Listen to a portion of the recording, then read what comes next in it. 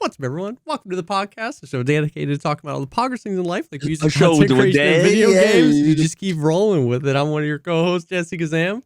Dedicated. And I want to dedicate this Dave. episode to my failing memory because I wrote down on my list of storytime stories Terminator 2 key moment, and I don't know what that means. And we were just trying to figure out if I could figure it out. It's a key moment. It's a key moment, dude. It's another one of those things where you just like write down something. You're like, I'll definitely know what this means. You know in what the would future. be funny is like it turns out like there was a moment in the movie where like he used a key and it like literally meant key moment, and you were like, oh, I know a fun fact about that key, and you were like, oh, Terminator 2 key moment. Oh wait, that could that actually be it? I know there was that one scene where it's the whole like there's two keys on opposite sides of a wide door that they have to yeah. 3, 2, 1. Could it have been that? Could I have been like, no, that's not it. No. It's story time though. Yeah, so it would you wouldn't have put it down there unless there was some callback to your life. like your life in a story. Was there a key moment in my life? I don't know. I put this down like 2 weeks ago, and I've already forgotten. Damn. Well, gotta watch Terminator 2 again. It'll come to you. I really don't want to watch it. Oh, well, what's up, man? How you doing? Dude, nothing. Not a single thing. Not a single thing. Vampire crawlers lasted me like 2 days. And then I didn't like 100% it, but like it's one of those things where it's like there's like 2 or 3 more unlocks, but they're like either not fun to do or they're not things I care about unlocking. Yeah. So like I have all the characters and I've gotten all the levels, and it's like I don't know. I'm just kind of gonna wait, I guess, until there's some DLC or something. But it's what's weird is that like it got to the point where the more you unlock and like the more sort of powerful you get, it's this bizarre kind of like the game, it makes itself tedious in a way. So the way that the game works, it's a deck building game. And part of what it's built on is you want to generate combo. Every time you play a card, let's say the card costs 0, you'll get +1 combo if you play a 1 cost card. Okay. +1 combo if you play a 2 cost card. So you always want to like start like 1, 2, 3 or 0, 1, 2 or whatever, and you just want to go in order, right? If you have a 1 cost card and a 3 cost card, you're not going to get any combo. Okay. So you always want to kind of balance your deck in such a way that you have like a fairly equal number of like 0, 1, 2, 3, 4, 5 cost cards. Then there are other cards that don't cost anything. They don't even have a 0 cost. They're just like free. And what those do is, because they don't have a cost, they're like wild cards. So you could play like 0, 1, 2, 3, 4. One of those cards, 0, 1, 2, 3. One of those cards, 1, 2, 3. One of those. So you end up with 19, 20, 30, 40 combo. And it's like fairly trivial once you get decently good at the game and like unlock things to where you can build a deck to where it's like you can generate infinite mana and draw infinite cards. Gotcha. So, and then one of the things that you unlock later is this thing called overkill, which is like, rather than if, you know, like the final enemy you're fighting has like 1 HP, if you do damage over that, it keeps him alive until your turn's over, and you just generate money, which is what you use to like unlock other stuff, characters, and whatever. Okay. And so there's like kind of a motivation to like try to get as much as yeah. Really quickly you just end up to where it's just like you can just keep playing and playing and playing and playing and playing and playing and it's like and this is just like a random miscellaneous like mob fight that's not even important, and it's like I feel like I should be generating like maximizing my money, because there's a ton of things you can like use the money for once you've even like almost totally completed the game. You can actually like pay to decrease the odds of certain drops and increase the odds of other drops, and there's like 50 items or 150 items or whatever, so but it's kind of expensive, so that's kind of like I would imagine the end game, which is just like generate like shit tons of money, and you can just like make all the things you don't want like super rare, make all and the you're things paying that only for your next run, or like for a permanently decreasing the odds? Permanently in between runs. Oh damn. Yeah, so it's like I don't want to see this card anymore, and it'll cost like 5,000 gold. That's super interesting. But it just makes every single fight like this endless thing where I'm like 0, 1, 2, 3, wild card 1, 2, 3, wild card 0, 1, 2, 3, and I'm not like killing anything. Like I'm just seeing the number go up, and it just makes it like trivializes the whole thing. That's interesting. And then I would imagine, like, let's say over the course of like a month or two, you get $1 billion, and you've essentially just paid for your perfect deck to appear, and then why play? Because the run is just gonna be like the end game isn't necessary. Like that is a cool concept for an end game, to use like the extra over top of what you do in this run to affect future runs. But is the logical conclusion of that like less variety and less fun?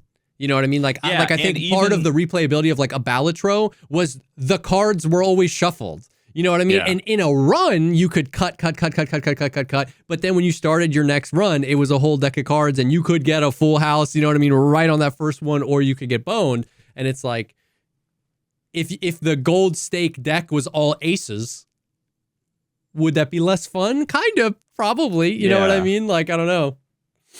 Yeah, so, and like, even without, I haven't paid to modify, like, literally, I haven't done it once to like change the chances, and it's still like auto win. Oh, interesting. Okay. Every time. So it's just kind of like, it just has so much potential, but yeah, to me, what's worth playing is like unlocking a character, winning with like all the levels with all the characters, to like unlock the next thing. Mm-hmm. But like, really, there's just nothing else to unlock. Yeah. So, fair. Yeah, and it's just weird to like to basically have unlocked this like infinite combo, to unlock this like overkill to build a deck, and then have it be like you get to the point where it was like I could overkill and I could like play, but I'll just end the turn with like infinite combo in my hand. It's like I just don't feel like playing the same fucking thing over and over and over again, just to see like number go up, where the number doesn't really matter to me in the end. So I just like go to the next fight, and so it's just weird. It's almost like if it was like more limited, it would almost be more fun. But it's like, would you want to play baseball if every hit was a home run? Yeah, exactly. You just had like the super powerful energy bat that always hit a home run. It's like, I don't feel like running around the bases again. Yeah, you know, like yeah. It moves the game one step later, and then baseball is just running in circles. You know what I mean? Where right now baseball is about like how far can you hit. If everybody can hit infinitely far, then the game is just running in circles around the diamond. You know what I mean? And you're like, is that fun? Is the question. So that was a little bit disappointing, but otherwise, like, I don't know. I jumped back in to check out some of the new Diablo 4 stuff. Oh yeah, I heard there was a new season or something, or an update. I don't know. There was an update, like a DLC, and it introduced a couple of new characters. One of which was a paladin, which and it had like there's a shit ton of Diablo 2 callbacks. It has like the blessed hammer hammered in, like the thing that it's got like you could like basically your Diablo build. 2 build. Yeah.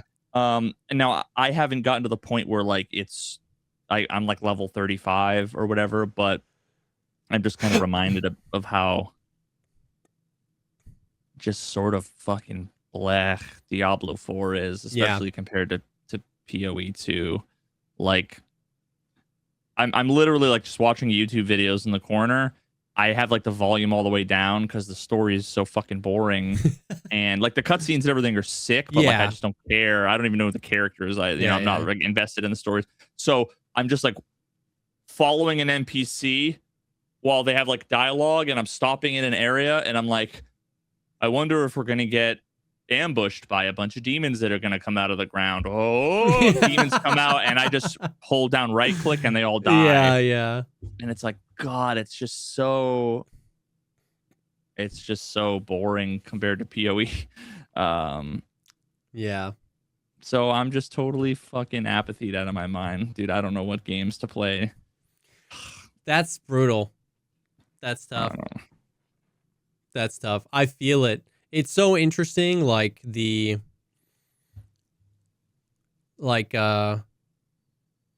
what would you say, like, what gives Vampire Survivors more, like, I feel like you played that game longer than you played Vampire Crawlers, like, in terms of, like, hours played. Do you feel like Vampire Survivors has more, like, inherent replayability due to it being harder to get the perfect run? Or a perfect run? It's just way harder in general. Vampire Survivors is a harder game than Vampire Crawlers. Oh yeah. Yeah, like interesting. I can take a character and like go to one of the, it's hard to describe because there's like 30 fucking levels now. Yeah. But like one of the levels that's like maybe, if there's like 5 difficulties, which I'm making up, there's no real like difficulty measurement. I would say like even like the second or third difficulty, it'll take me like 10 or 15 runs to like beat it once with like one character. In Vampire and each Survivors. One of those runs is like half an hour. Damn. Whereas, so like some like they can be hard. The game is just hard.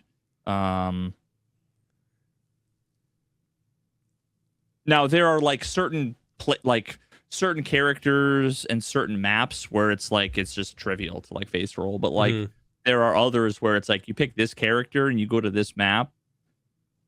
It's like almost impossible to win because like for example, one of the characters, I think his name's Poe. He's like this old guy and they always start with one weapon. And this one he starts with garlic, and all it is there's just a radius around you that just like does like ticks of damage every however many times a second. And so the whole thing with Vampire Survivors is like you're not attacking, your attacks like your weapons go off automatically. So you only control it by killing things, leveling up, and then choosing what your power-ups are going to be. So it's like, I want to attack more often. All that does is increase the automatic attacks. Really, there's nothing you're really doing. So there's like one map where the things just have a shit ton of HP. And you start with a guy who he just has a circle around him, and it doesn't do a lot of damage. So they just get closer, and then they swamp you, and you're not killing them. And what do? You just die. You're not fast enough to dodge them. Yeah. And you don't do enough damage. So you really gotta like, it can be really challenging. And that's like the second level out of like 30. So, and also the game's been out longer. So there's like, I don't even know how many characters in Vampire Survivors. There are over 200 official playable characters. No, there are currently 165 official playable characters. Jeez. And each... I thought like 40 or 50 would have been a lot. Yeah, so I don't know if that's the official wiki. And each one of them has like a different starting weapon, which changes the dynamic of how you play it. Now pretty much each weapon you can unlock and then pick up with any of the other characters, but it's all with a roguelike, like the starting first few minutes is almost like the most fun and the most interesting. Yeah. And that's where like the starting weapon really makes for the experience. It's like how fast do they move and what's their starting weapon.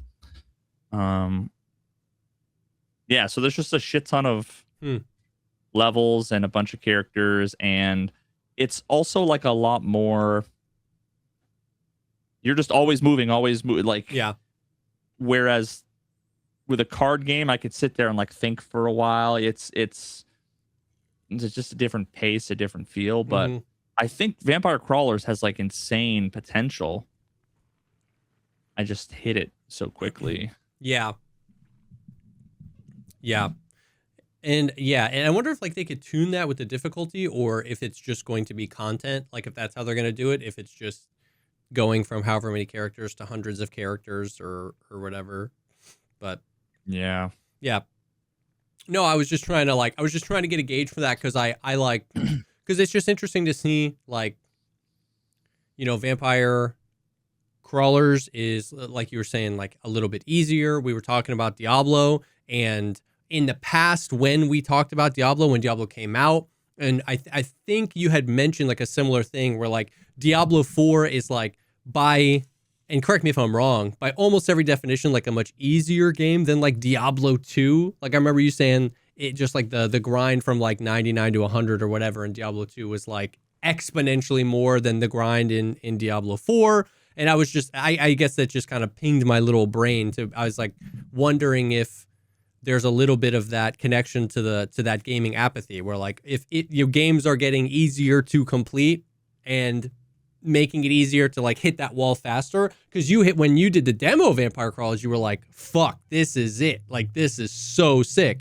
And like you said, you enjoyed what you played, it's just that you hit that wall earlier. So it's not even to say that Vampire Crawlers is a bad game and Vampire Survivors is a good game. That's not the thing. It's just they're both good games, but one was just designed in such a way where like there wasn't that like momentum to carry you through like a crazy amount of replayability. You just like were super excited, and then you kind of hit that wall where you're like, oh, I guess I'm kind of done with this. You know what I mean? Yep. Yeah, but I mean, like Vampire Crawlers, it's very highly reviewed so far, and I'm sure he made some cash selling a ton of copies. I don't know how many they sold. All-time peak 5 days ago, 45,000. Was Vampire Survivors free, or is that a purchased game? I think they're both purchased. I believe. Vampire Crawlers is $10. Vampire Survivors is $5 now. So they're both not super expensive. Yeah, no, that's awesome. I mean, they're like well worth the money by all means. Yeah. Like I look at the library, Vampire Survivors, I have 220 hours in. Dang. Vampire Crawlers, I've got 60 hours in. 60 hours for $10. Yeah. Yeah, that's some value. Yeah, for sure. And honestly, it would be a game where, like, if I was the type that had like a Steam Deck and like was playing around, like I would be super stoked if I'm waiting 20 minutes for like the dentist. Yeah. If I wasn't 20 minutes late to the dentist every time. I would be like totally down to like play that. I would, enjoy myself. It's just like I spend my time at a so gaming PC. True. Like I almost forget that people interact with gaming in that way. You know what I mean? Like it's been so long since I like sat on the couch and fired up a game and just like was going to play until I didn't want to anymore, whether that meant an hour or 6 hours. You know what I mean? I've had a schedule for when I'm going to play video games for, 6 years now. And it's like, oh yeah, people just like sit on the couch and play some COD for a little bit before they got to go do this thing, or like they get home from work, or they have a Steam Deck and they're in the dentist lobby. Like that is It is a fun reminder that like that's how normal people play games. Yeah. Yeah. I definitely like one thing to keep in mind is that like I think there's this like unstated premise behind what like content creators say about their experiences with games is that like that should be extrapolated to yeah, because I guess, you know, I mean, if you think about it, like why else would anybody care what my experience was, right, with a game if they're not either interested in how that might affect them or what, you know, or some other insight, like if you're talking about, you know, your experience with some other game in like a video essay, like H-Bomber guy talking about what the fuck was that game? Which one? That definitely didn't want to play. He did like the Deus Ex video. No, like the one where it was like a plague. Oh, I forget what it's called. Yeah, the like almost the creepy game. Yeah, super creepy. Yeah. I don't remember what that's called, but I did watch that whole whatever hour and a half, 2 hour video. H-Bomber guy plague game. Pathologic. Yeah, yep. Yeah, that's 2 hours and 10 minutes. That video has 13 million views. Damn. Pathologic is genius, and here's why. Yeah, it's like I'd never want to play that game. But I'll watch that video essay, like I'll watch it again for like the 4th time. Yep. But yeah, so like I'm not trying to give advice to like anybody. It's just kind of like the explanation for my mood is just like, fuck, dude, I don't know. A huge part of it, I'm sure, is me, you know, being like a mid to late 30s fucking streamer who's plays video games more than anybody, you know, and so maybe I just play too much games, like maybe I don't know. Yeah. But right now I'm still looking for something, still hoping. Yeah, I feel that. And I feel kind of a very similar way about the like the Vampire Crawlers thing. So Arc Raiders had a big update that hit Tuesday, and it was like the biggest update yet. First new map we got since like 4 weeks after launch. So a whole new map, a new big like boss arc to fight, and a bunch of stuff. And I played it all day Tuesday, and I had a blast playing with it, but it was just like, I don't know. Like I just didn't feel it, you know what I mean? And I think that like, and Arc is one of those things where I feel the same way, where it's like, I almost every time somebody asks me my opinion about it, I have that same thought that you were just talking about, where it's like, this is my opinion from my content creator brain and from where I'm at. Like, this isn't like my problems with it I don't think your problems with it. And it's like, I'll give you my opinion, but like, I don't think that means you shouldn't play. But it really just comes down to, that game made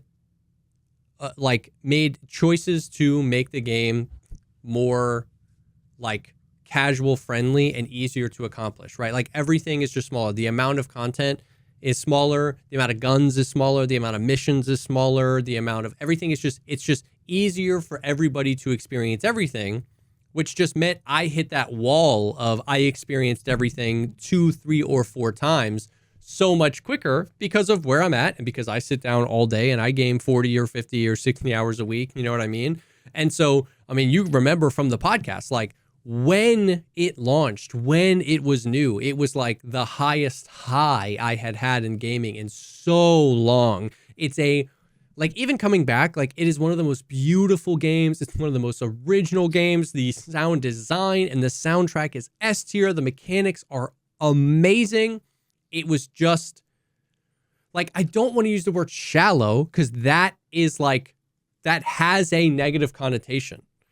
It was like, It was like shallow by design. Like that's not a knock against them. They didn't want a game where players felt like they were never going to reach the end, that they were never going to get Kappa, that they were never going to unlock that item, that they were never going to hit level whatever. They wanted a game where everybody could feel like they could do everything. And that's not, I don't think they should change, But when people come in and they're like, you know, I had like, so I played all day Tuesday, and then Wednesday I was playing Tarkov because I'm trying to escape. And I had so many people come in and their chat message was, oh, the ARC update must not be very good if you're back on Tarkov.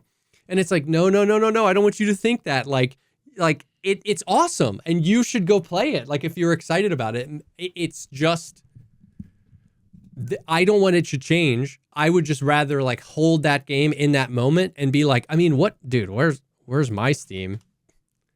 Yeah, I have 513 hours in Arc Raiders, $40 game. Like, I'm okay with that. Like, now, if it was Jesse's World, I would love if Arc Raiders had like, you know, a kappa and a shit ton of things to do and a trillion things and a bigger economy and more items. You know what I mean? Of course, because I love that game so much, I would play the shit out of it and I would grind and I would do all the stuff. But at the same time, I'm okay with like, I got 500 hours out of a $40 game. I'll be back every time there's an update to check out the new stuff. You know what I mean? But it's like, I kind of felt that same way where I just hit that wall of like, oh, what am I doing? Like much faster in that game than in something like Tarkov. You know what I mean? So yeah, I don't know. I wonder, so when you're talking about shallow, I started to think about like extending that literally. And when I say literally, I mean metaphorically. Literally, let's expand this metaphorically. Literally, metaphorically, and I just started to think, would it make more sense or would it be more accurate, I guess, to say this? Because I was just thinking about like depth. Mm-hmm. And if you're contrasting it with a game like Tarkov, I think about Tarkov and I'm like, Tarkov doesn't have the depth either in the way that I was thinking about it. Like there's something different about Tarkov than Arc. Yeah. And I was wondering, I'm like, is it depth or is it? And then the next thing that came to my mind was like, Tarkov is like swimming across the Atlantic Ocean, whereas like Arc might be like doing laps in an Olympic swimming pool. It's like the same fucking swim, but like in terms of like progression, it's almost like a meaningless, endless progression in one direction that is just kind of arbitrary and whatever, you know, versus, and I'm like, I don't know. I have no idea. I haven't played Arc more than one day to know if that metaphor holds or... Yes and no. I don't know. Like, I will say that there's depth that Arc has that Tarkov doesn't have. And there's depth that Tarkov has that Arc doesn't have. And I actually do think that analogy is pretty cool because, once again, I don't say that to say that I hold Tarkov up on this pedestal. A lot of that depth is like the game dragging you across shards of broken glass. Like, you know, it's a depth that the players, you know, swimming against exactly. Ocean currents. They play Tarkov in spite of those things, not because of those things. So that's true. But like, there's just like, so in Arc, the main there's like, in order, like, let's say it's wipe day, or let's say like it's launch day and everyone in the game is level 1. Okay. There's quests you can do, right? Like most games. And then there's workbenches you can upgrade so you can craft more things.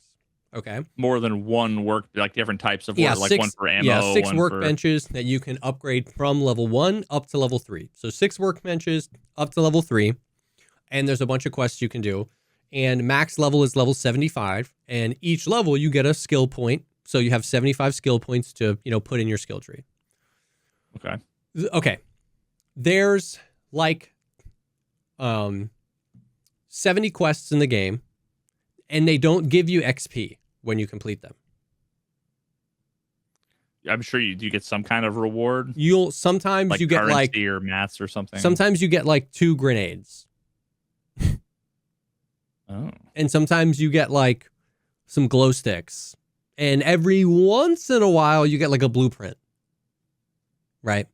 Interesting. Okay, so then why do quests? Yes. Is the question. Nobody does. So everybody did the quests. Okay. Everybody did the quest immediately because everybody thought that's what you do in extraction games. And then once the second expedition went through, everybody stopped questing because there was like no reason.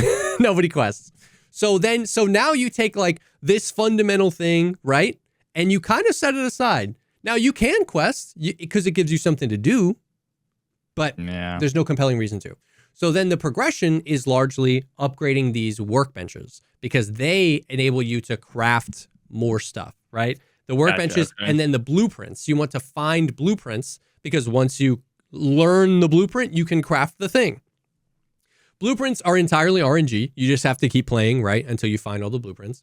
So then the only thing... And you can find them out in the environment? Yes, you only find them by playing. Like, once again, there's a couple of quests that give you some, but largely you just go play the game to find the blueprints. And most of them are pretty RNG on just like kind of finding them as you play.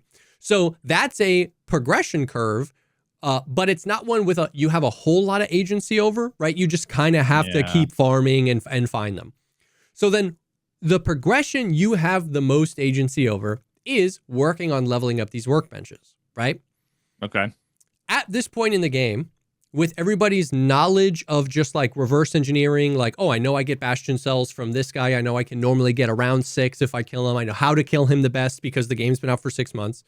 With that information and the information of the aggression-based matchmaking, I could get most people do, by the way, you can get all 6 workbenches level 3 on day 1 of the wipe by going into the PvE lobbies and then just farming the arc and getting the materials you need. Right? Okay. So at that point, once again, this is just a decision. I am not saying this is the wrong decision. It's just that 500 hours in, I've done that 3 times, right? Because I've done the first 2 expeditions.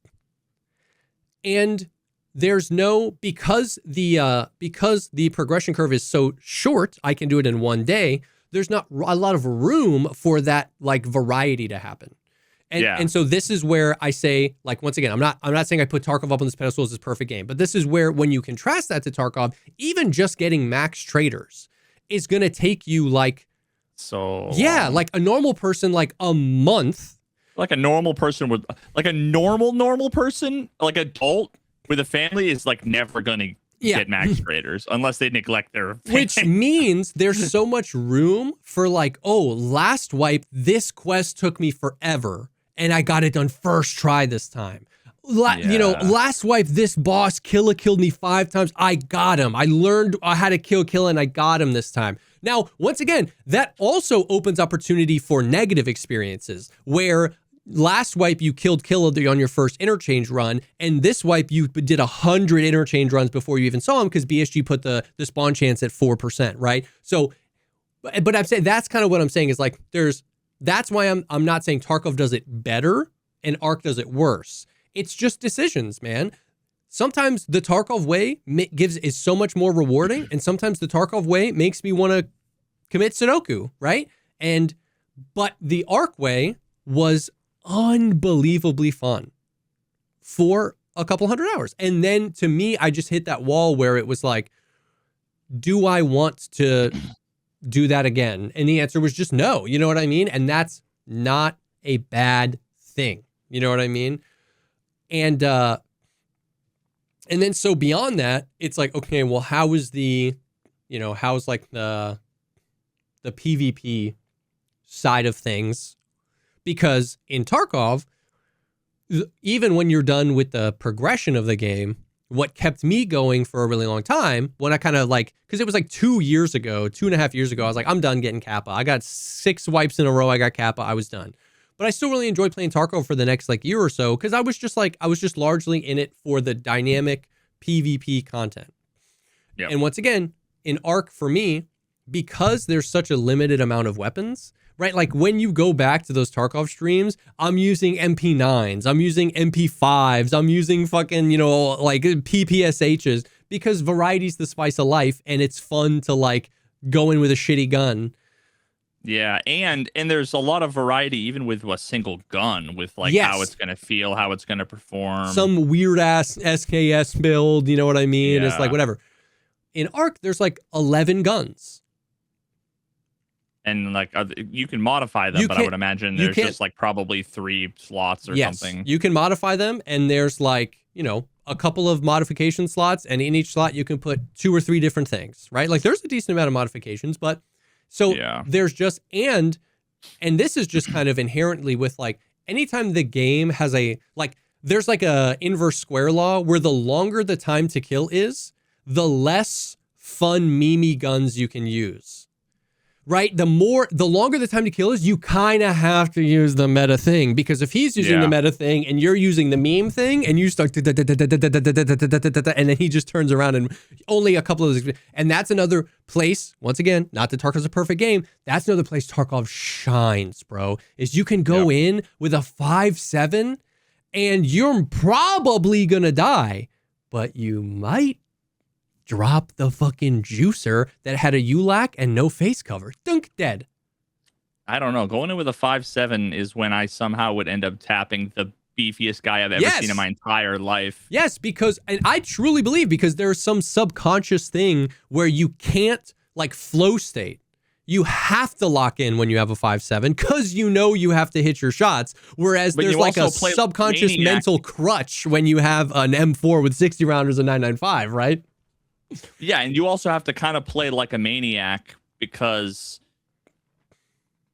we don't have to, but you end up, because you're like, well, I'm not going to win, so like, well, I'm just going to fucking YOLO, and it's just like, oh, playing aggressive and crazy is actually good in a game where the net code means, you know, I'm on a different calendar day than on their screen. But if you're always using the meta, because the time to kill is longer, then you're less likely to do those where like, I'm just going to go crazy, I'm going to do whatever. Yeah. So once again, this is like, I just so strongly, because I know someone's going to be in the comments to me like, you know, 6 weeks ago, you were saying this is the best game ever. What I'm trying to say is like, let's remember that games can like end, and then we can like love and cherish them. Like, I'm not going to go play Halo 3 anymore, but that doesn't change how the fond memories I have of Halo 3. And I'm also not saying I'm never going to play Ark again. I'm not trying to be dramatic and be like, this is the end of my Ark. I'm literally going to play Ark probably every single time there's an update. But what I'm saying is that when I describe why I don't have this like overwhelming desire to go play more Ark today, that in no way diminishes the like insane turbo fun I had for those 500 hours. Yeah. And I wouldn't, and I respect that their decision was to make a game for like the maximum enjoyment of the most amount of people, right? Because the benefit of only having 11 guns is the guy that only plays a couple of hours a week can use them all. Yeah, you know what I mean? Have to like, there doesn't have to get confused as to like memorize 8 billion things and learn all the stats. I'm never gonna run an AK-50 in Tarkov because it's hidden behind some like stupid quest way down the line. I have 10,000 hours and I'm never going to do that quest because it's way too tedious for me to do, right? And so it's like, you just don't get that with a system like this. There's no, how many times did people in your chat say, I wish I would love to get Kappa one day, but I'm just not that unemployed, right? That sentiment. No one's going to say that about Ark. Everyone that plays that game is going to get level 3 workbenches. Everyone that plays that game is going to use every single one of those guns at some point.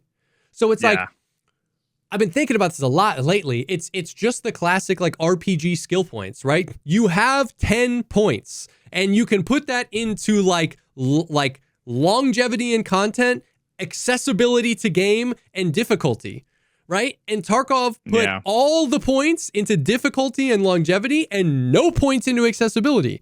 And Arc Raiders put 8 points into accessibility and then 1 into difficulty and 1 into longevity. And so that's not a bad build. That's a good build when you have like, it's good to be a healer when there's a tank and a DPS in your squad. And so that's what I'm trying to say. It's like Marathon, Arc Raiders, Tarkov, they're all different builds. And I don't want to play healer for the rest of my life. But man, those couple of months I played healer were fucking awesome.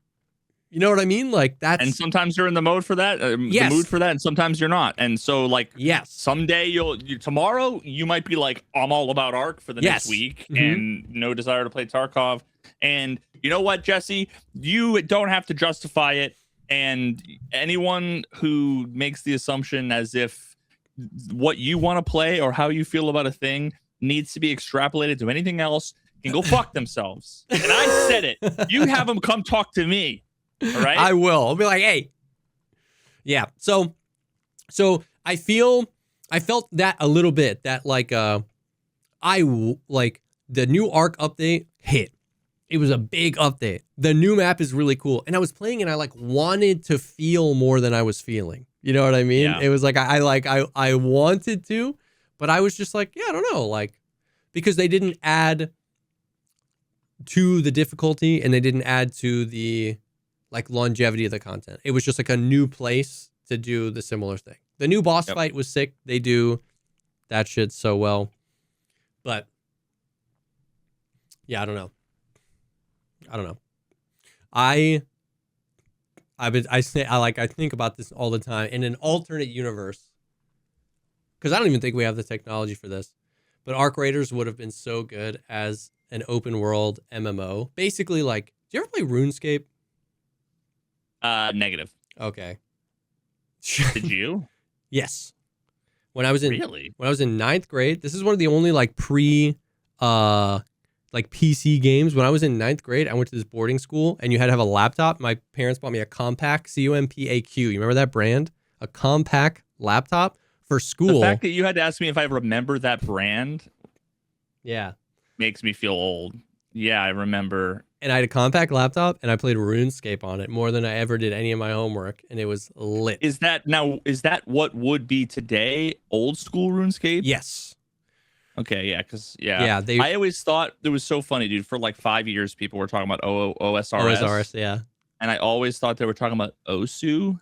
Oh, the like that like super fast clicky like pen. Yes. So they're like, yeah, just playing OSRS, and I just pictured, I'm like, oh, the clicky fucking speed. Yeah, game. OSU. And they're like, yeah, I just have that up in the background while I'm doing. Like, you can fucking play that in the background. That's the most lock the fuck in game ever. You can't have that up in the background.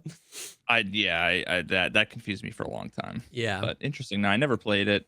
Is like no. See, now the way that people talk about it makes me think that it's like, and now I realize that this is probably just like some meta farming shit. Yeah, but like it made me think that it was just an idle clicker. Oh no, it is weird how it's kind of become that because of how many people like play it. Like Deadly used to play RuneScape during in the background, loading into Tarkov raids, right?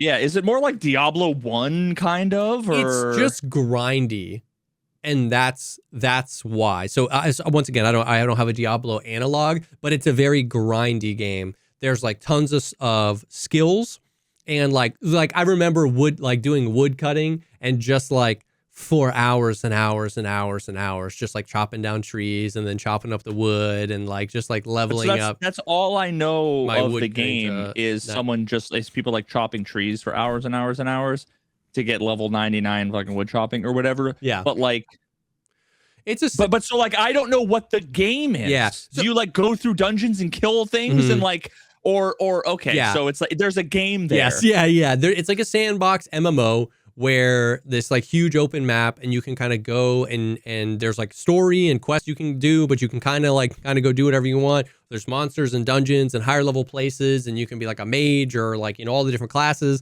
And then is it one character or do you have like a group, like a party? Like one character. You can play it solo. Like Skyrim. Yeah. You can group up, you know, and do some of the bigger things. And then what made RuneScape so crazy to me as a 13, 14-year-old. Now, RuneScape may not have been the first game to do this, right? But my first experience was the economy, the player-driven economy. So like when I realized, like this awoken something in me. When I realized I could go like spend my time mining. So they were like runes, right? You would go poly marketing. Yes, shit. you could go. You would mine the runes, and there would be blank runes, and then the mages in the game would take the runes and then like imbue it with a spell, and then now this would be like a fire rune or whatever, and then they would use that. But so they always needed the blank runes, and they didn't want to mine them. So I would just go mine for hours these blank runes, and then I would just run up and down the main square typing in alt chat 100 runes for 1,000,000 coin. I don't remember what the freaking thing was until somebody was like, yeah. And then they would. So it's very Diablo 2-esque. Yeah. I remember. Yeah. So there was that, but then there was the wilderness. So it was a seamless transition where it was like you would just go up to this part of the map and it was like you are now entering the wilderness. And when you were in the wilderness, it was PvP. And there were like levels to the wilderness, and like the farther you would go in deep, there were like strong enemies with items that you could only get out in the wildy, but it was PvP, and you lost your shit when you died. So PvPvE. Yes. And like, I remember the first time I went out to the wilderness, I made my friend, I was so scared to lose myself. I made my friend promise me, I was like, we're not going to die. He was like, I swear to God, we are not going to die. And I was in there for less than 10 minutes and I died. And I was like, I remember being so pissed at him because he didn't die to the guy. Like we were fighting a couple of dudes. And so it was his fault, yes, right? Because he pirate softwared you. Yeah. Yes. He was like, dog, what do you mean? I can't help. Yes, it's exactly like that. So largely the auto clicker part of it is when like if you're a RuneScape player and you want to get level 99 of this skill for a particular reason, you want to be doing that while you're doing other things, because when you're playing RuneScape, you'd rather be like doing shit. So, they would have it up and whatever. Listening to this is so funny. Someone who's never played the game, who only has a bad idea of it, and then someone who hasn't played it for literally 20 years, right? 20 years. But my like perfect alternate reality, snap my fingers and I can do whatever game is like the setting and enemy design and fidelity of Arc Raiders, third-person shooter, right? Mm-hmm. With a map that's like 42 square kilometers, enormous open world map where like 30% of the map is the PvPvE zone.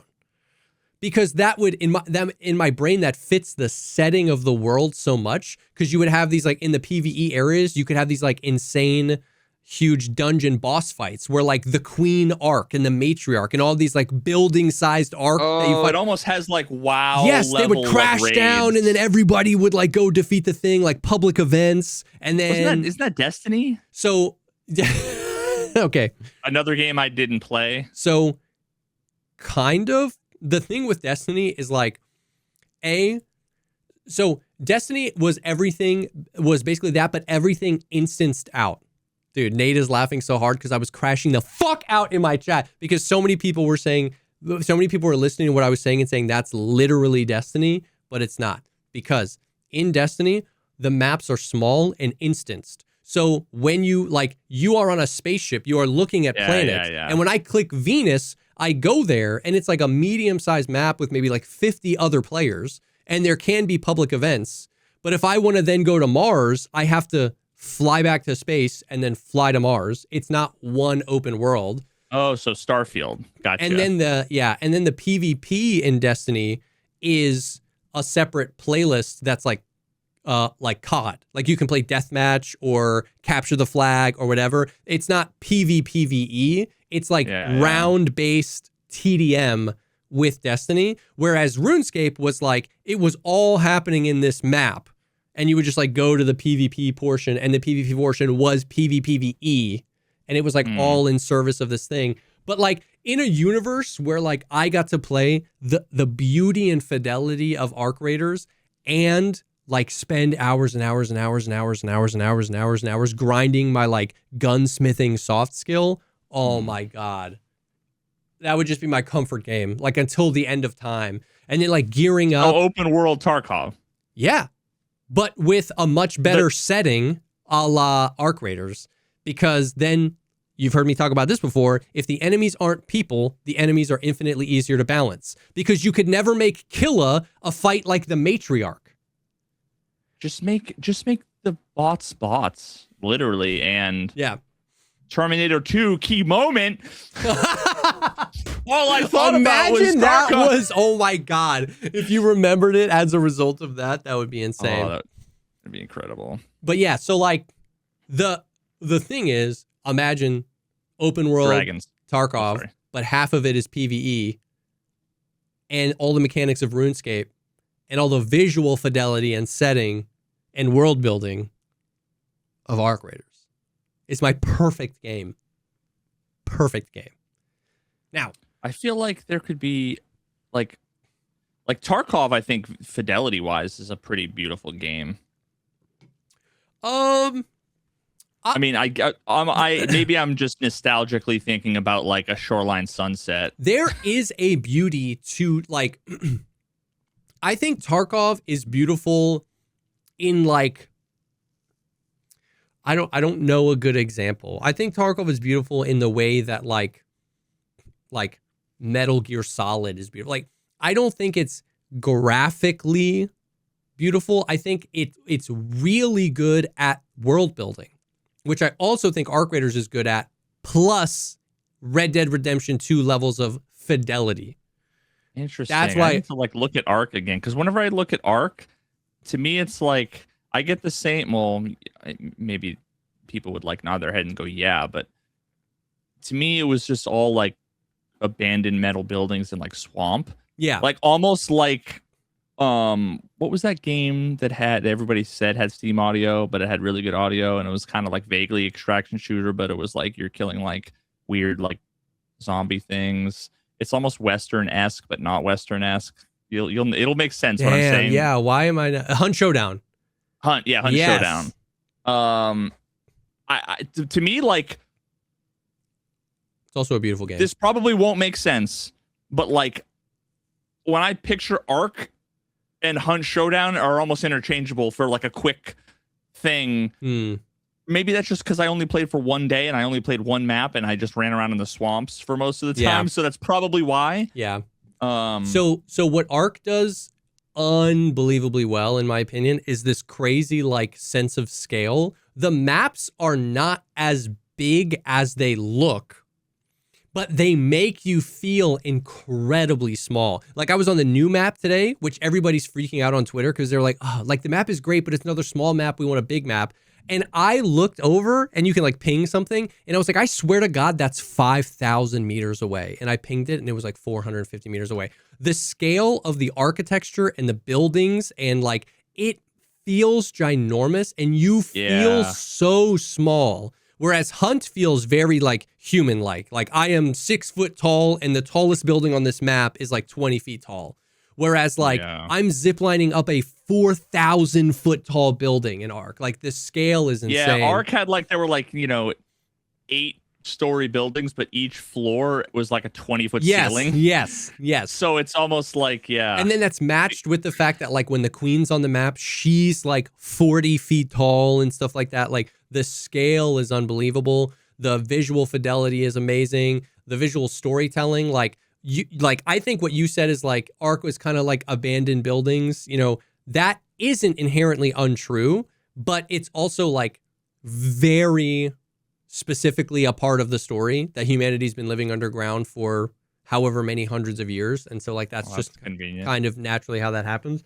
And so like, but I think Arc is just one of the most beautiful games like in a long time.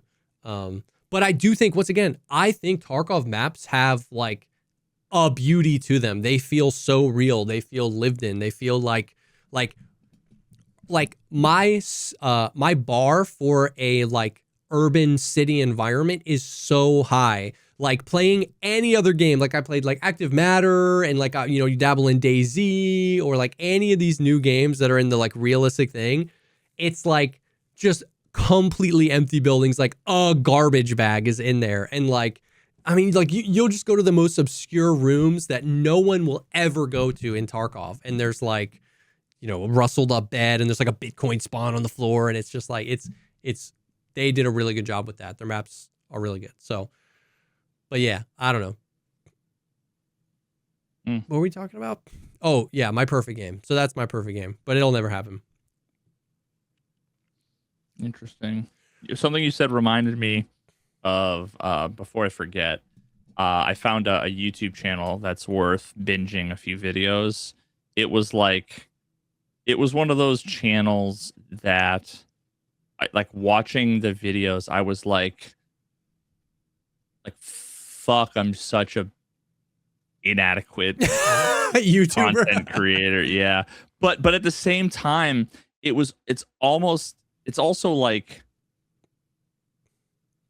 the things that I enjoyed and was almost like impressed by were the silliest, stupidest things. So the channel's called The Elephant Graveyard. Okay. 400,000 subs. So the video that was the first video I saw was how comedy was destroyed by an anti-reality doomsday cult. Wait, yes, I've seen that video. And it's all about like Joe Rogan, the comedy mothership, and the weird like conspiracy theory grifting manosphere comedy cult all around that. Are they like a person that's on camera or no? No. Okay, I think I've only seen that one video then. And it's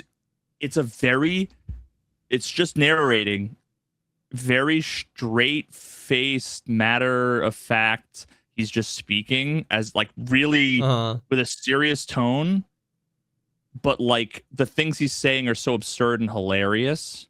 Yeah. And it just reminded me, you said you said earlier the whole commit Sudoku thing. One of the things he talked about in a bunch of his videos, like a recurring thing, where he's talking about how they committed a sui. And it just ends up being all about like whether it's like a comedy sui or like an ethical sui or like sell your soul kind of thing or whatever. And he just kept saying it over and over again, but with a straight face. And dude, just as an example of like one of the simplest things that's such a subtle thing that I don't think most people would even like necessarily even enjoy or appreciate, but it just made me think like, fuck, like why don't I think of things like this? Where he would do the whole thing where he'd monologue and then show like a clip, and then monologue and then show a clip, and then monologue and then show a clip. And what he would do is he'd be like, here's an example of like, you know, Joe Rogan saying such and such a thing. And it would be like from the Joe Rogan podcast. Yeah. Where he'd be saying, you know, we have a conversation, right? I say a thing and you nod your head and go, yeah. And then I say a thing and you nod your head. He would be doing that over the clips. Oh. So the people would say, and he'd be like, yeah, yeah, like just very subtly in the background. Yeah. As like, and it's just such a fucking hilarious thing. The more and more he does it, because he's just like, yeah, totally, man. And it's like he's talking to the clip as if he's in the clip. And there's just something so subtly genius. The more and more and the more he would do it, but then eventually towards the end, he'd be like, just shut the fuck up. No, shut up. Yeah. And he's just screaming. And it's like, oh my God. Interacting with like the examples you're giving for the point of your video. Yeah. And it's just such a subtle thing, because you think about like, all right, how am I going to interface with this? Do I talk over it? Am I talking in front of it? Do I talk while it's happening? Yeah. And it's playing? Is it paused? Is it green screen? You think about how your voice, your video, audio is going to interact with the clips. Is it, you know, how are you going to do the thing? Are you going to B-roll? Are you going to have text? Yeah. Are you going to have, you know, whatever? And one of the subtle things is just like interacting with the audio video, but only audio. Yeah. In a way, it's just, I don't know. It's so hard to describe how genius the juxtaposition is in this guy's videos. That's awesome. But part of it too is he almost has like the sound design of like a melody sheep almost. Yeah, I just was looking through his channel. Like a lot of his videos or a lot of his older videos would have an accompanying, like the next video would just be like the song from that video or whatever. Yeah, so I wonder if he like scores it, like if he makes that music himself. Yeah, I mean, either that or, I mean, all it really takes is like to have the right music, but then you add in a subtle drone effect that makes you feel uncomfortable, that almost like crossfades with the music, you know. And I've like done some things like that before, but like, and maybe part of it is like the bias of seeing someone else do a thing and you appreciating it, whereas like you've seen your edit of that 8 billion times, so you don't appreciate it anymore, and you think, you know, I don't know, but I just saw it and was like inspired, but also like, damn, you know, it's like when you see like the Bo Burnham stuff or like, you know, any of this other stuff where it's like it's inspiring, but also it makes you feel like shit. Like seeing a 9-year-old prodigy on guitar, I'm like, I don't want to do that. I really want to pick that up, but no, I can't. I can't remember if we talked about this, like either here or on the PP or whatever, but like there's this clip of, so Tony Hawk, hold on.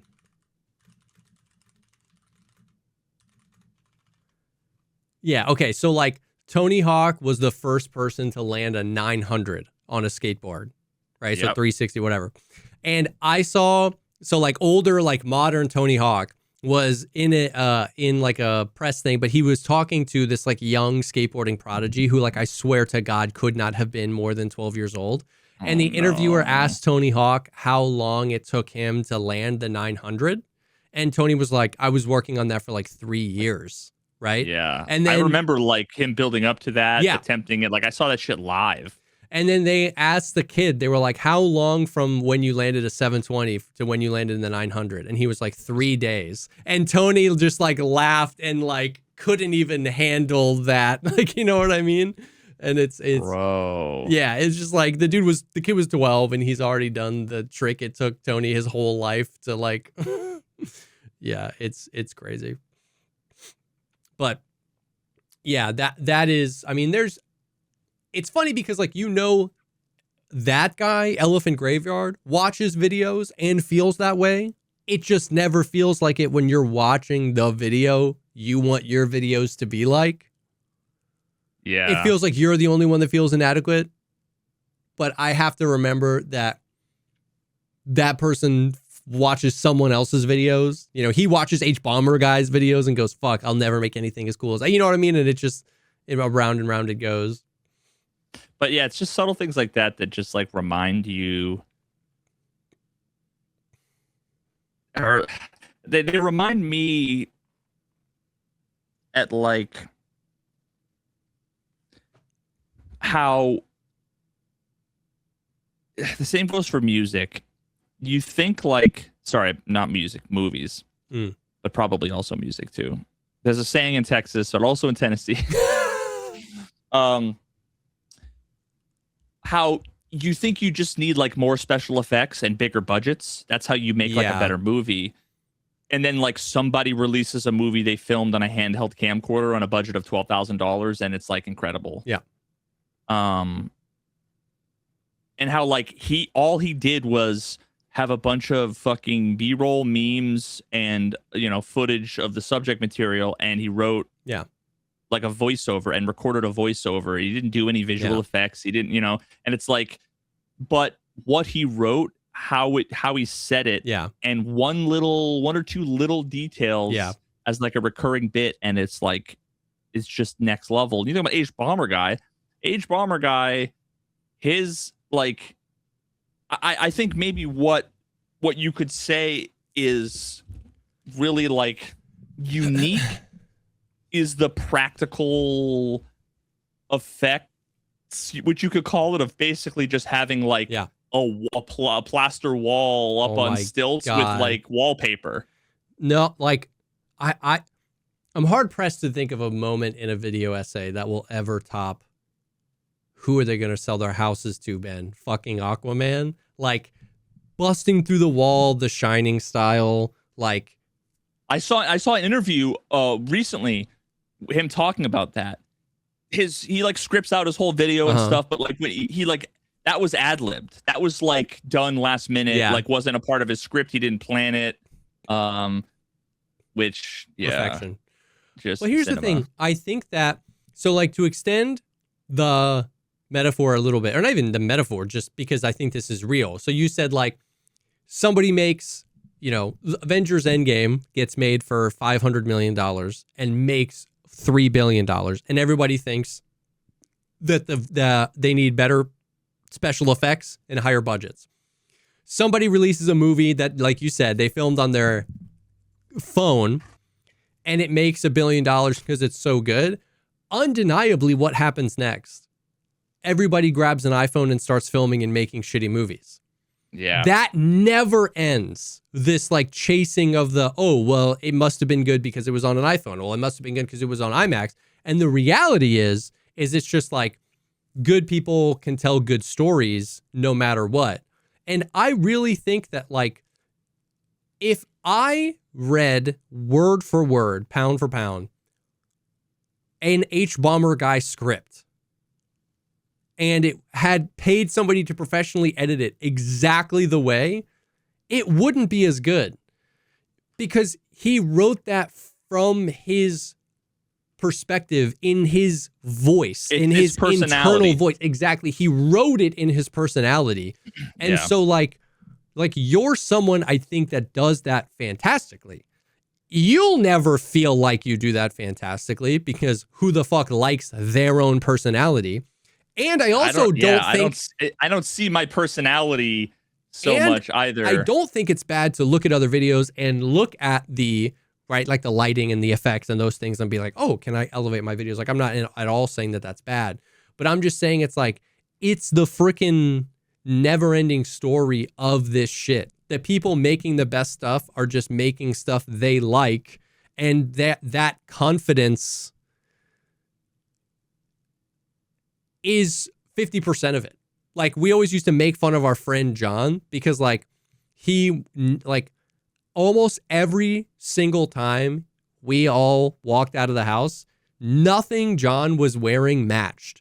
And we all agreed in the group he looked the coolest because he didn't give a fuck. And, like, I'm so serious. This is not like a made up story. No, we were all like, John's the coolest one of us, but, like, none of his shit matched. And it was like, if John was a movie, nobody would be like, oh, well, you have to, you know, like, you can't put Act B before Act A. That's fucking weird. Nobody. And then he just did it, and it works because he's John. And if Memento comes out. And then if I wore what John wore, I wouldn't look as cool because I wouldn't have been nearly as confident in it. And so there's just something about that where it's like, you just doing it in your voice with your personhood is the best it can be to a certain degree. And that's good. Like, I think people watch your videos. This is going to sound fucking crazy. I'm not trying to blow smoke up your ass, but I feel like people watch your videos and think the way you feel about the Elephant Graveyard video. I think people have watched my videos and thought the same thing because some of my videos, not some of, like, there have been videos I made where I was trying to be like another YouTuber. And then there was the 10,000 word script I wrote about why Tarkov sucks. And that just was me. Like, it was every joke, every line came from, like, my fucking, like, frustration with that game and whatever. Yep. And I think somebody watched that video and was like, holy fuck, I wish I could make a YouTube video like that. And then I watch, you know, it's just like, I don't know, man. It just never ends. Yeah. Yeah, man. I just, like, I don't know. I guess you almost fall back into the, like, you watch something you've never seen before and it feels like that person is like innovating in a unique way that you've never thought of or could never have thought of. And then you realize that, like, because you've never seen it before, it seems as if they innovated that thing, where they might have been trying to do a thing they saw in another video. They were inspired by such and such a thing. Like, actually, I was just thinking this the other day. The whole thing where it's like, you know, people get accused of either, like, plagiarism or accused of, like, copying or whatever. Mm-hmm. I was thinking the other day, the scene from my last big video where I'm talking and then I turn on the TV and it's actually done, like, this wasn't done in posts. I didn't do what I and a million other people pretty much always do, which is you just get the green screen TV effect and you just cut the circle and you know, I actually bought the TV, had my laptop HDMI into the cable, into the converter, into the 1979, you know, RCA monitor. And it was the Bo Burnham clip. Yes. And I crossfaded the natural audio from the room. Yes. And then did kind of a J cut to the actual HD version. Yeah. And that to me was like something I had planned for a while. There's probably like a 50% chance that was inspired by something I saw. Yeah. I can't remember. Yeah. I don't know Gun if to it your was. head, you wouldn't be able to pinpoint where you saw it, but you saw something that, yeah. Or maybe I saw something that was kind of adjacent and I came up with that unique thing. Yeah, you iterated on it. Yeah. Or it could very well have been something where I'm like, I'm going to pay homage to this other thing. Yeah. And it's going to be a wink or a nod to this thing. And now I just can't remember. Yeah. And it's like, fuck. There's like a million things like that where I would be like afraid where someone would like call me out and they'd be like, you just copied such and such a thing. And I mean, I guess if it was something specific, I'd be like, yeah, you know what? I did see that. Mm-hmm. And that's, where I got the idea from. If it was something I hadn't seen before, then it's always like fucking someone doing the TV effect. Yeah. I guess probably what it was that like I wanted to do something I've seen a million times before and iterate it and take it to the next level. Which I think like a lot of what I've done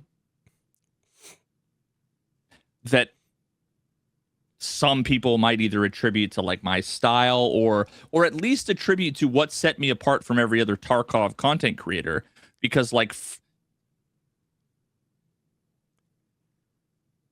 in the 2018 2019 Tarkov content creator space, nobody was really doing, I want to say there was like one channel, but I can't remember what it is off the top of my head. Yeah. There was like really nobody doing anything that wasn't either a highlight video or just like a talk rant video or like the kind of Anton armor testing. Yeah.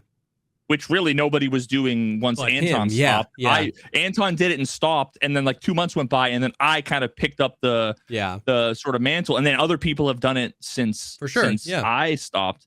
But yeah, basically I was just like, there's a whole bunch of cool shit I'm seeing in all kinds of media, and all the Tarkov content is pretty much boring. Not even boring, but just like not evolutionary in any kind of way. I forgot the point I was making there. Yeah. But then again, I also did try a shit ton of things that were like experimental in the space. For sure. That you could say flopped, but I think if like somebody else did it similarly now, it might do better, because now like all the meme, almost Weird Al Yankovic style like cover songs, if there were different songs, I think would actually play a lot better now. Yeah, I agree. With like the slightly younger audience, but like, but I tried some green screen, almost like putting me in the, a whole bunch of stuff that just like, those are some of like the least performing videos on my channel. Yeah. But sometimes those create disproportionately the longest living fans, right? Like something like a video that's so like niche and weird and specific that only gets 1,000 views, like a higher percentage of those 1,000 people would have stopped by the stream and hung out and been like, dude, I fuck with you. You know what I mean? Like, this whole conversation around like, like you have an idea, and was that idea you iterating on something you saw before or direct inspiration of a thing? It reminds me of like Rilo did this banging YouTube video last year called Art, Originality, Plagiarism, and Marathon, and it was after the plagiarism scandal for Marathon. And because like what had happened was there was an artist that made a bunch of like decals and logos. Those were like plastered all over the textures in the game. But then the narrative, those are also a derivative of a style. Yeah, the narrative was still to this day, like 2 weeks ago when I was checking out Marathon again, somebody put it, the entire art direction of Marathon was stolen, is the sentence. And Rilo made this whole video about how like it's super disrespectful for Marathon to have taken these logos and put them into the game without any sort of attribution or asking, right? It's also disrespectful to all of the artists that inspired Anti-Real to make decals and logos in that genre to say that the entire genre is her decals and logos, right? And it was like, yeah, and it was this whole, it was such a good video and a good conversation about like, what is art? What is inspiration? What would you classify as an original thing, right? Like, and he didn't in no way downplayed the importance of calling out that plagiarism and how bad it is. But like, you know, he as an artist coming from the like, to say that this entire genre of aesthetic was hers and hers alone and was stolen from her, and like, it just like, it doesn't track with how art works. And it was like, it was a great video if you haven't seen it. Well, another one of Rilo's bangers. Oh, dude, it was so funny. I feel like I was been watching a ton of different movies, like going through a bunch of different new like reactor, because I'm still kind of binging a bunch of movies I haven't seen in a while, you know, from the perspective of like reactors. And I want to say that like there's been like half a dozen references to Cyberpunk. Like, it's very Cyberpunk. It's like fucking Cyberpunk came out like how many couple years ago? Yeah. And they're talking about like Blade Runner, the original. You know what I mean? It's like, what? Like that movie's 40 years old. You know what I mean? It's but yeah. One of the funniest things is like one of my my biggest legacies in content is Mosin Man. And I think like most people who listen or know, most people who know about Mosin Man probably have never heard of Veritas before. Because I saying it in the Squidward ass voice, and and Ween still makes all the money for all the revenue. It's like $6 total. I think last time I checked, they made $6, and all that went straight to Ween. All of it went right to fucking Ween, dude. Damn, such a cuck name. all my money's getting taken by Ween. Oh man, bro. Subject change. Hit me. Think I have powers beyond my understanding. Oh shit! You were like looking at a fucking Sharpie on the table and it like rolled off. Shit! Yeah. Exactly. No, so let me like. So a couple of weeks ago we talked. This was more on the PP, but we talked about. I tweeted some frustrations with Marathon, right? Okay. And you ruined the game for a generation. It was so, dude, men. It's actually so insane. I just tweeted. I didn't call out Bungie. I didn't even ask them to change anything. Though I tweeted a frustration and how it made me want to play the game less. That tweet got 360,000 impressions, and and less than 24 hours later, the game director for Marathon tweets, "Hey, we see the discourse going on about this shotgun and we're changing it," right? Which I saw what Jesse tweeted and we get it. Which I hated so much because I like so genuinely didn't want that much attention. It was just like literally me on the couch being like, I should tweet more, and this shotgun annoyed me today. Okay. So that was like April 16th. I don't tweet very often. Okay. I don't tweet very often. But and so before I say this next part, I just want you to understand, want you to remember how little Battle State Games cares about communication and how little they've communicated with their audience in the 8 to 10 years you've been covering the game. Yesterday, I was playing Lighthouse all day with Redstone because in order to escape and get the ending that I'm going for, I need to get Lightkeeper. Okay, so that meant I spent all day on Lighthouse trying to do assessment part 1, which is just getting a bunch of kills on Lighthouse, and it made me a sad man because that map sucks. So I just tweeted as a joke. Yesterday I tweeted, Lighthouse is a prison. That was it. That was the whole tweet, right? Today when I woke up, less than 24 hours later, Battle State Games tweets Dev Diary, Lighthouse. In the second part of the diary, today we're going to... We removed all metal bars from Lighthouse. We will discuss PMC spawn points on Lighthouse, a topic that has long interested the community and is regularly discussed on social media.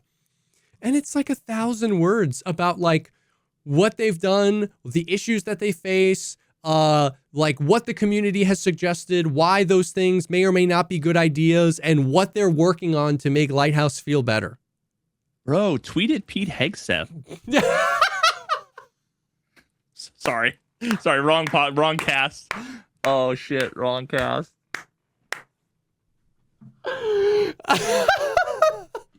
Scratch that. Yeah, hold on. Come back Monday and we'll draft the tweet on the Patreon episode. Yeah, cut that. For me to at Pete Hegseth. We'll cut that. But yeah, so like, I'm not saying that the gaming world is bending to my will, but I'm 2 for 2. You're moving like one of them. Yeah. Now he's beginning to believe, chat. What's unfortunate is that I'm also 2 for 2 that the changes made were bad. Oh, fuck. Don't stay away. Don't. Now, I really don't think that I really and truly don't think the Lighthouse thing was as a result of my tweet, because it happened way too fast for I think the marathon thing was because that got 300,000 impressions and all of the biggest marathon streamers were chiming in, and I wanted to crawl into a hole and delete the tweet. And it was like the next day after everyone was talking about it on Reddit. Yeah. I think the Tarkov thing was probably just coming and the timing was insane. But no, just based on Lighthouse as a prison, that was enough for them to be like, we need to make changes. Yeah, we're going to make changes. Exactly. And these are the changes we're going to make. Now, so it was so... I was saying all day, I was like, please more of this communication. Like the communication, it was amazing. It was everything it was just so well and truly. Some people in chat were like, damn, you and Veritas were asking for this shit 5 years ago. You know what I mean? And listen, society flourishes when men plant trees that they will never sit in the shade of. And dude, that's so wild to me that they would dev die. Like that, honestly, to me was like when I heard about when they added a new class to Diablo 2 a month ago. Oh, yeah. Yeah. I was like, really? People are still doing that? Yeah. There's still people employed? Yeah, wait a minute. There's still people employed. Now, what's funny is that the tweet, the dev diary, the TLDR of that dev diary is oh no. The map's bad.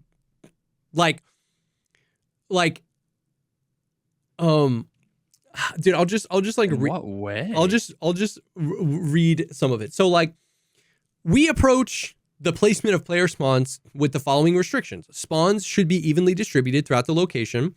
Players should not spawn within the rogue's line of sight, and players should not spawn in spots that are immediately vulnerable to other players. That's bullshit. Wow. That is literally the number one thing people care about on the map. The map's layout adds its own nuances, however. The terrain is quite open, with many elevation changes, offering good sight lines and opportunity for long-range fire, and the water treatment plant effectively divides the map into the northern trade yard area and then just everything else. Put together, these factors significantly limit the distribution of possible spawn points on the map. This was the reason for their placement on opposite sides of the main road. Did you hear it? They're like, this is our general thought process on spawning, but because the map we made bad, our own philosophy on spawning doesn't work. What that paragraph was yeah, the map isn't conducive to our spawning algorithm. You made the map. The tweet reads like they inherited it from Blizzard and it's unchangeable. I'm like, didn't you think about this before you made the map? Anyways. But also real quick though, where was the thing about the water? The water treatment plant divides the map into the water treatment map is 90%. If it's a rectangle, isn't the water treatment plant here? So Like the northern train yard is nothing. No, so it's correct. But here's the thing. There's the map, and this is how it's divided up. 50% of the map is the southern half of the map.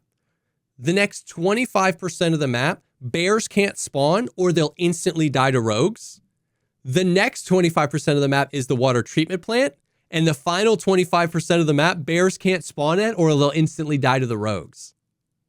That's why they say it divides it, because the water treatment plant is only a small thing, but all the way behind the water treatment plant and for like hundreds of meters in front of it, bears are just fucked. Well, because of the rogues on the roof have like infinite. Yes. Like, yeah, okay. But so that all the more, that's what I'm saying. They were like, we designed a map where 50% of our players are just going to die if they spawn on 50% of the map. And then that's like their excuse for like, well, that's why the spawns feel bad. I'm like, but you make like, they could just not shoot the bears from 100,000 meters away. Yeah, but wait a minute. So that was going to be my thing, was going to be like, the solution, it must be something other than fix the rogues, which is like the biggest problem. Like, fix the rogues, and honestly, the fucking landmines. Yeah, I say get rid of them as well.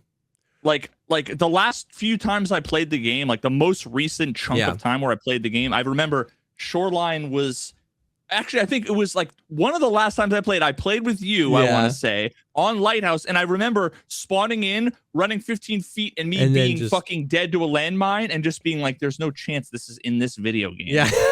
Yes. With no way to, there's no way to see them. No, there's no mine detector. Like, yeah. So, oh my God.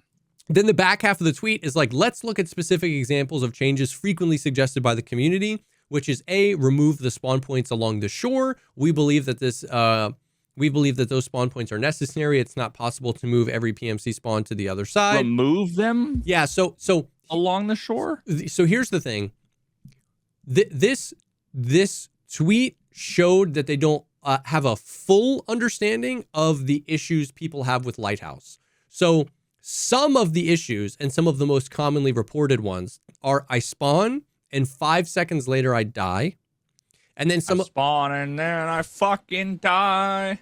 And then some of the other ones are all of the, so you know how there's like that road that goes straight down the middle of the map all the way to water treatment plant. And on one side of the map, there's like the two big chalets, the big lodges. And on the other side of the map, there's nothing. There's rocks. There's the beach and like a shitty house. And so a big complaint from the community is like, if you get one of those spawns, you are close to another spawn, so you're almost always going to fight. There is very little hard cover you can take, and there's nothing to do. Like, your life exists to get to the place where everybody else already spawned. Like, there is no value on the beach. There's no quest out there. There's no loot out there. There's no task items out there. You just have to run. And everybody else spawns either near the water treatment plant, where there's a shit ton of loot, or up at the chalets, where there's a shit ton of loot. And so... And cover. Yes, and cover. So that's why they were addressing people who were like saying, hey, just remove all those spawns on the beach. Now, I agree with BSG that that's not a reasonable request, because you would either have to shove everybody even closer to each other on the other side of the map, and then the beach side would be empty, or you would have to remove so many spawns, whatever. And then the other thing they said was change the map's layout. That's one of the other community suggestions, is like, hey, can there be a drought and the beach subsides and then there's more, or can we add more area, And they say this is a reasonable suggestion, but such a rework is a lengthy process and requires the participation of many departments within the development team. Currently, our efforts. That would take a ton of work. Right.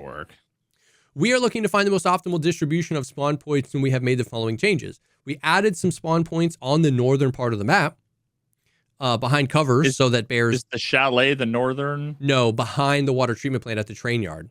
That's north. Oh, so those will be the best spawns in the game. Yes. And we worked the PMC spawns on the rest of the location. Our goal is to make the southern part of the lighthouse less congested, providing more tactical options for all players, regardless of their spawn point. Please note that these changes are experimental in nature, and your opinions are crucial. Once again, I want to say S-tier communication. This is awesome. More of this, BSG, please. Yum, yum, yum. Delicious. I love this. But what we were talking about all day is like, there are other fundamental issues with Lighthouse that don't interact well with these solutions. So like our goal is to make the southern part of the lighthouse less congested, providing a much more tactical option for all players. The reality is nobody plays Lighthouse unless they have to for a quest, because because everybody hates the map. There's not that good loot on the map. People scav Lighthouse a lot because you can scav in, get into the water treatment plant, and just go crazy, right? But if you're trying to go to the water treatment plant and you get the southern road spawn, which is literally like if the water treatment plant's at the north, you can spawn on the beach all the way on the south. You're like, by the time you get there, everything is dead and everything's looted. So yeah, I liked Lighthouse for a period of time but only when the rogues were farmable. Yeah.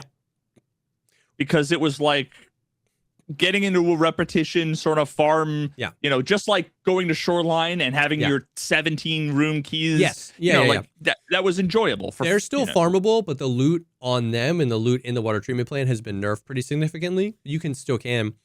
But here's the thing. So it's like, from the perspective of a guy that just wants to play Lighthouse and get his tasks done and is tired of dying off spawn, this is a better change, right? Because you're like, oh, it's less congested. From the perspective of somebody going to Lighthouse to try to get their tasks done, this is a worse change. Because half of the tasks are to kill players. Kill players. And one of the tasks, if you want to get Lighthouse, it's specifically... Lightkeeper? Lightkeeper. It's specifically kill players on the southern half of the map. So that was the thing. That was what was funny. What the most arbitrary. How this rang to me. I spent an 8-hour stream trying to get 15 kills on the southern half of the map. The most I ever got in a raid was 2, and that was only one raid. Every other raid was either 0 or 1. And like 50% of the raids were we would run to the closest spawn, run to the next closest spawn, run to the chalet, and if we didn't see anybody and didn't hear any shots, we would leave. Because at that point, the chances are anybody that's in the map has rushed to the northern part of the map. Yeah. So after 8 hours of that, and then I finally got the quest done, to read, our goal is to make the southern part of Lighthouse less congested. It shows that the problems that Lighthouse have are inherently conflicting, and that they can't just like pull one lever to fix them, right? A big part of the problem with Lighthouse is the loot has been turbo nerfed. The only place there's loot now is the water treatment plant. There used to be really good loot at the chalets. And so because of that, people would run there for the loot, and there would be PvP catalysts. You could fight someone in the chalets. But because there's no loot... They've nerfed like all static environmental spawns for like everything everywhere, haven't they? Yeah. And now it's just all the best loot is from the highest tier farmable bots. Yes, and Labyrinth, which is that map under Shoreline, which is... which still to this day, you can go in and 5-man, meaning that when your 5-man gets in, there are no PvP enemies. And then you can just loot up, and it's got the best loot in the game. So yeah, economy broken, right? But the nerfed loot really... Now, maybe the loot on Lighthouse was bad for the economy. Maybe there was too much loot. But what it provided Lighthouse was a map flow where people would spawn. A reason to go. They would try, exactly. But the way Lighthouse plays right now is you're either trying to go to water treatment plant, which means you're just up in the north half of the map the whole time, or you're trying to get kills. And dude, Lighthouse, and I genuinely don't mean this offensively to everybody because I was doing it too, Lighthouse plays so ratty because everybody just needs kills. So everybody waits in a bush, in a rock. Nobody goes to the chalets anymore. Everyone's just in a bush, in a rock, with their peepers out,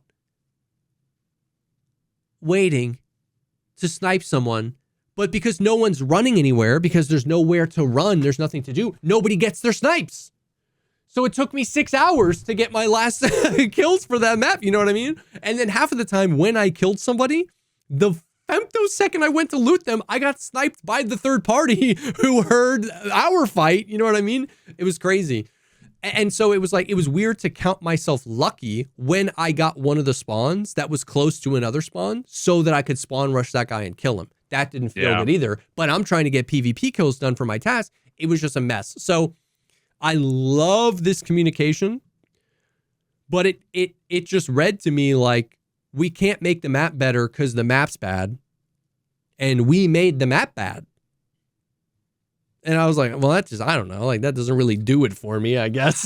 You know what I mean? Like, this is like that, you know, the thing we've all experienced before, where you say you need couples therapy is you need more communication with your wife, and then the first thing she tells you is that she wants to have a threesome with you and your best friend. You know, the thing we've all happened.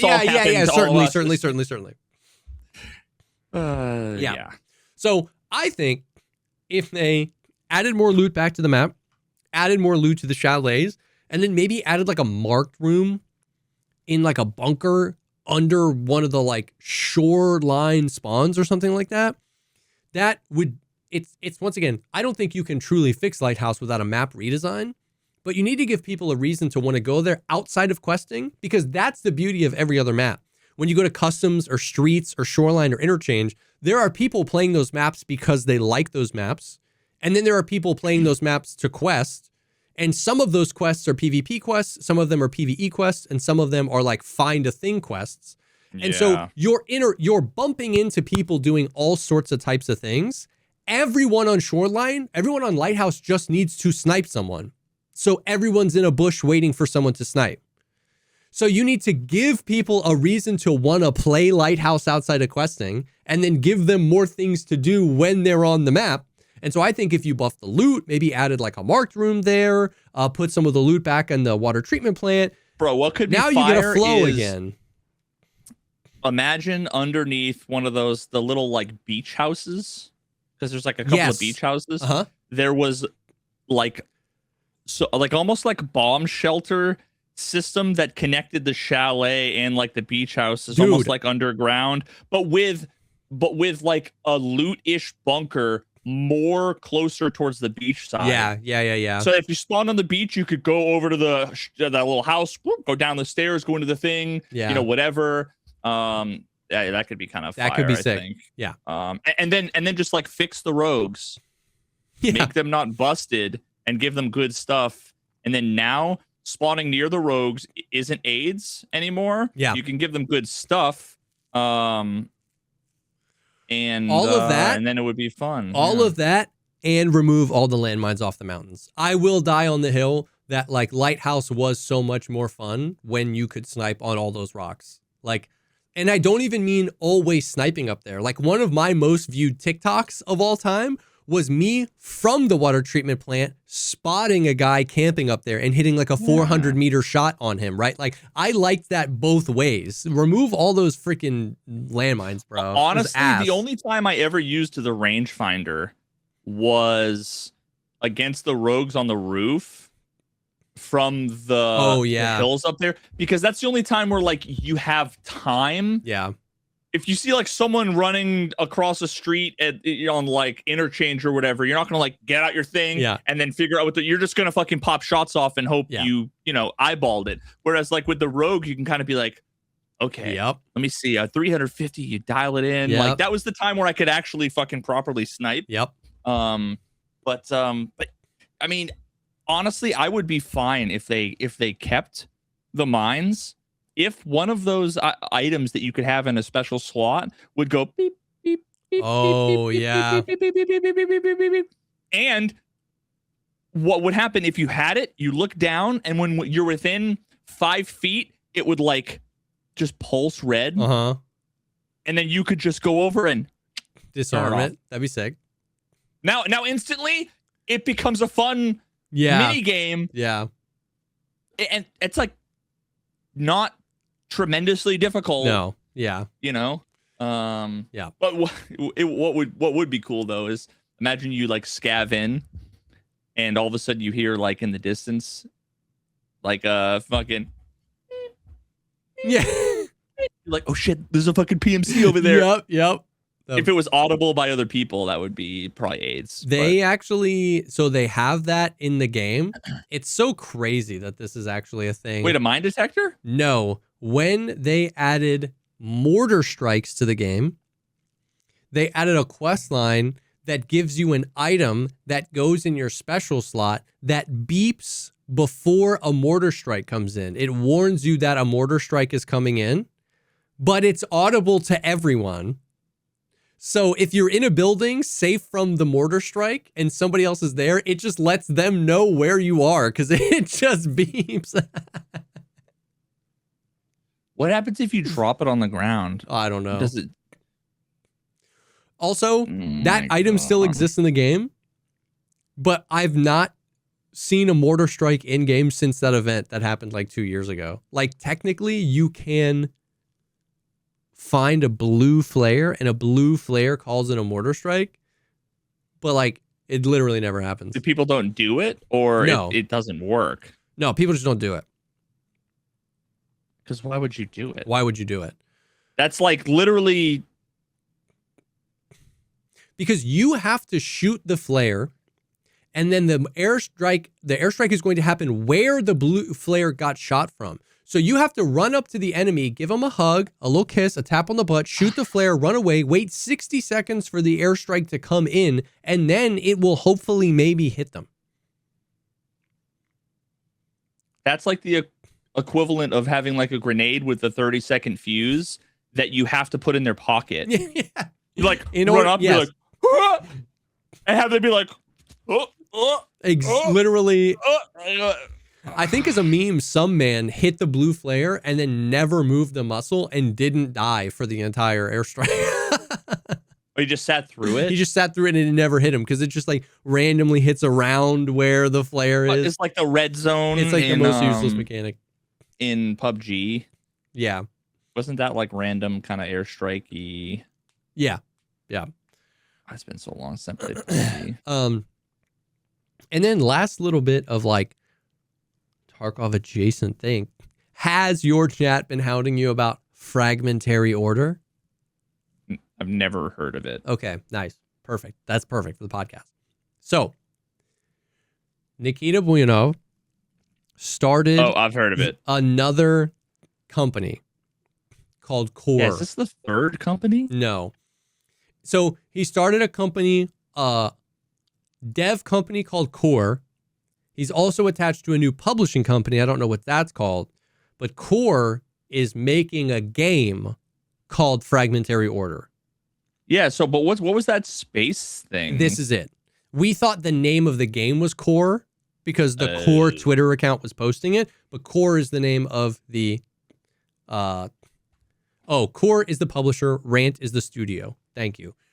Anyways, we did get confirmation, like Nikita did a like official press interview, and he's like, he started the studio. It's not Battlestate Games. So all of did a press interview. So we're going to be laughing about this in 2035. Oh, yeah. For like, remember the press interview where he said the game was going to be done in 2031? So all of Battlestate Games is remaining on Tarkov. They didn't like make a new division of Battlestate Games. This company is based out of Dubai. And I believe that like they're hiring. So you know how the thing with Tarkov was like, they always wanted in-person workers and in St. Petersburg, right? So that was like a hard place to find things. So this studio is not in Russia, and they're already working with like a bunch, like a whole 150 new devs or whatever. It's like some of them are remote. It's outside of that. So I think that's why it's in Dubai. So Fragmentary Buddy coming soon? Fragmentary Buddy? Yes, dude. It's been worked. They've been in production for like a year and a half, 2 years. Already? Mm-hmm. Yeah. So if you just want kicks and giggles, they did like a 4-minute cinematic trailer for the game. It's like space. Bro, that's like when you find out like there's too many joking wife metaphors here, but when you find out your wife is like leaving you for somebody else. Yeah, and you find out that they're expecting a child due next month, and you're like, wait a minute. Yeah, the kid's been in pre-production for 6 months, and you're like, what? The math ain't math. They just met at a coffee shop 2 weeks ago, but oh my god, that's so funny, actually. None of these things have ever happened to me. Okay. What's it called again? Fragmentary Order. Frago is what people are calling it. it's a very lore heavy trailer, like a lot of talking. There's not really any minutes? there's not really any gameplay. Yeah, it's not something you want to watch like right now and then comment over. There isn't really any gameplay. They've released like a couple of like 5 or 6 second snippets of like gameplay, like somebody just doing like inspecting a gun, but no real gameplay has been shown. In the interview, Nikita talked about how like it's like he doesn't want to call it an extraction shooter. It's going to be a much more like a different thing. There are extraction elements to it, but it's not. Basically, it's like, I mean, well, basically we have no fucking idea what it is, but he's going to drink his own milkshake. It's not going to be like Tarkov in space. There are much bigger, more persistent goals to work on other than just go in and kill people and leave. Are there orbital dynamics here, or is that just I'm seeing like orbit? There will be low gravity planets you fight on, but no zero gravity planets. He's like fucking. Well, there's no zero gravity. Well, no zero gravity play spaces. Yeah, well, zero gravity would just be you would jump and go forever. Yeah.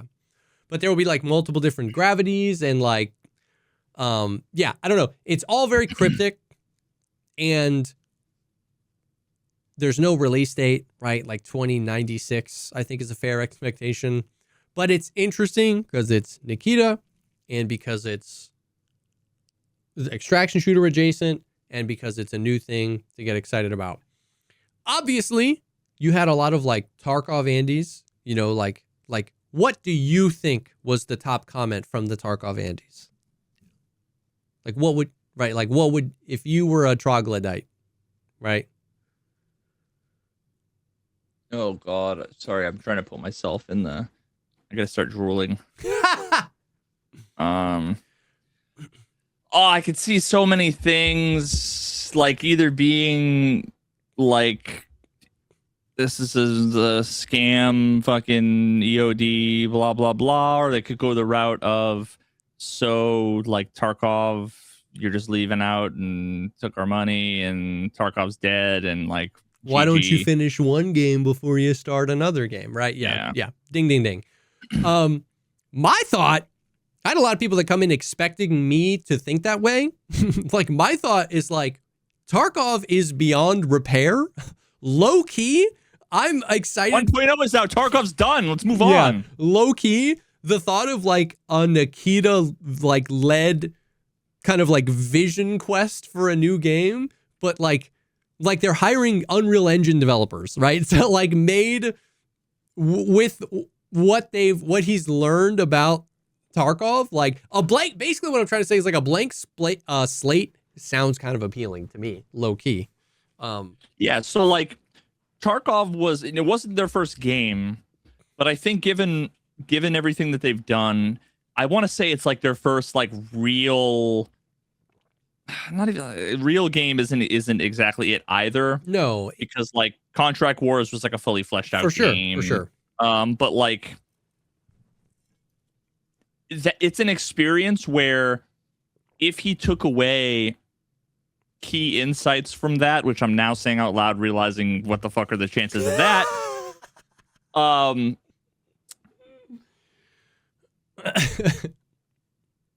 Then you would expect this to be really, really good.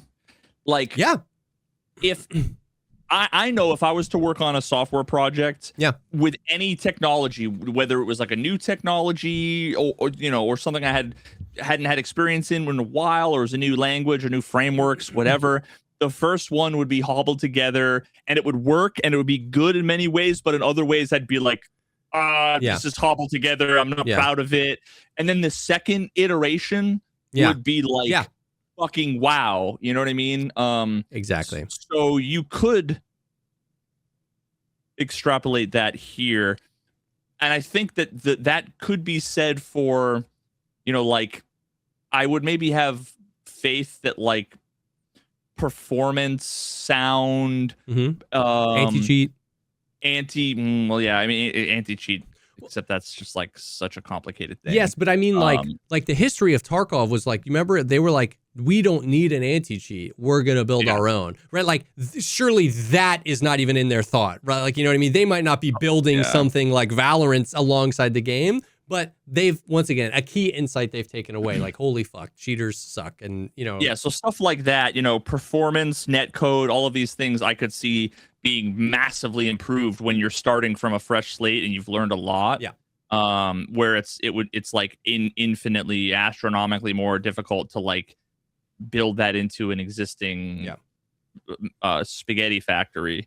But I hope I'm wrong. I just don't have confidence in like that, like certain critical game design elements, like lessons were learned. I agree. Given how many things were done very recently, very late, and double down on that make it seem like they are, however you would say, tone deaf, but apply it to game design. Yeah.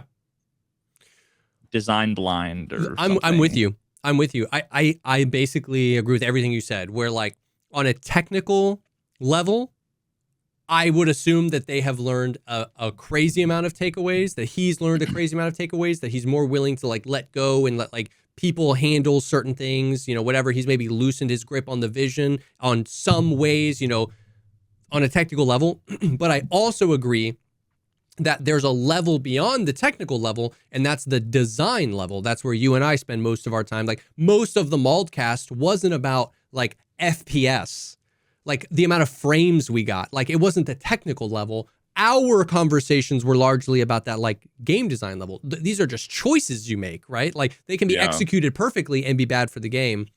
That is the big question, right? Where, I made my whole video, they created a game they don't understand. I feel like they have never really understood the magic of Tarkov and just never known where to steer it. So what's my confidence level going into a brand new project? I don't know. My mantra is more good games, more better, in a universe where like the visionary that Nikita is for experiences, and he gets a second swing at creating something new and unique, and he surrounds himself with people that can actually execute on it. Fuck yeah, I'm all about that vision. He's not limiting himself just to Russia. Russian devs is also like kind of fucking humongous. Yes. Because the talent there are plenty of like talented Russian developers, but game devs in Russia, you're limiting yourself to like, I'll only marry Cuban girls named Julia. Yeah. You're gonna have a tough time dating. Coming from us, he used to talk about all the time. Back in the day when like the game was blowing up, he talked about that being a huge bottleneck, getting people with experience to come in, right? Because hiring midway through a project is so different. In the early days, remember like the story of Kiba?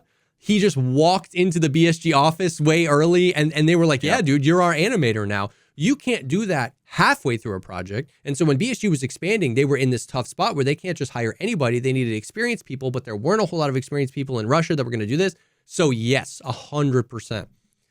But it's like, but that doesn't mean I'm going to be like, this game is overskilled. Overskilled to say. I'm sure Cuba has a fair amount of hot Julias. There's a lot of hot Julias for sure. So yeah. But I'm not going to say, you're right, like this game is going to, be the next big thing. I think largely most people's track record for like catching lightning in a bottle, like I think it's rare for anybody to do it once. It's super rare for anybody to do it twice, right? So like I don't necessarily think inherently because Nikita's attached, it's going to be this perfect game, but I'm sufficiently intrigued, right? I'll follow the news. I'll play the game whenever it comes out, whether that's 6 months from now or 6 years from now. But it was just an interesting little tidbit, especially because it is so different, like, very sci-fi. Yeah, compared to like 1,000,001 other games that would come out that are like I can't even remember the name of, right? Like all the extraction shooters that we played, like Zero, the alien one where like it was like asymmetrical. The cycle. Wait. Zero Sievert? No, Zero Sievert. That was the one that was like pixel art. I'm talking about the one where there's like aliens. You play as aliens, like chasing the people. Level 0 extraction. Level 0. Yeah.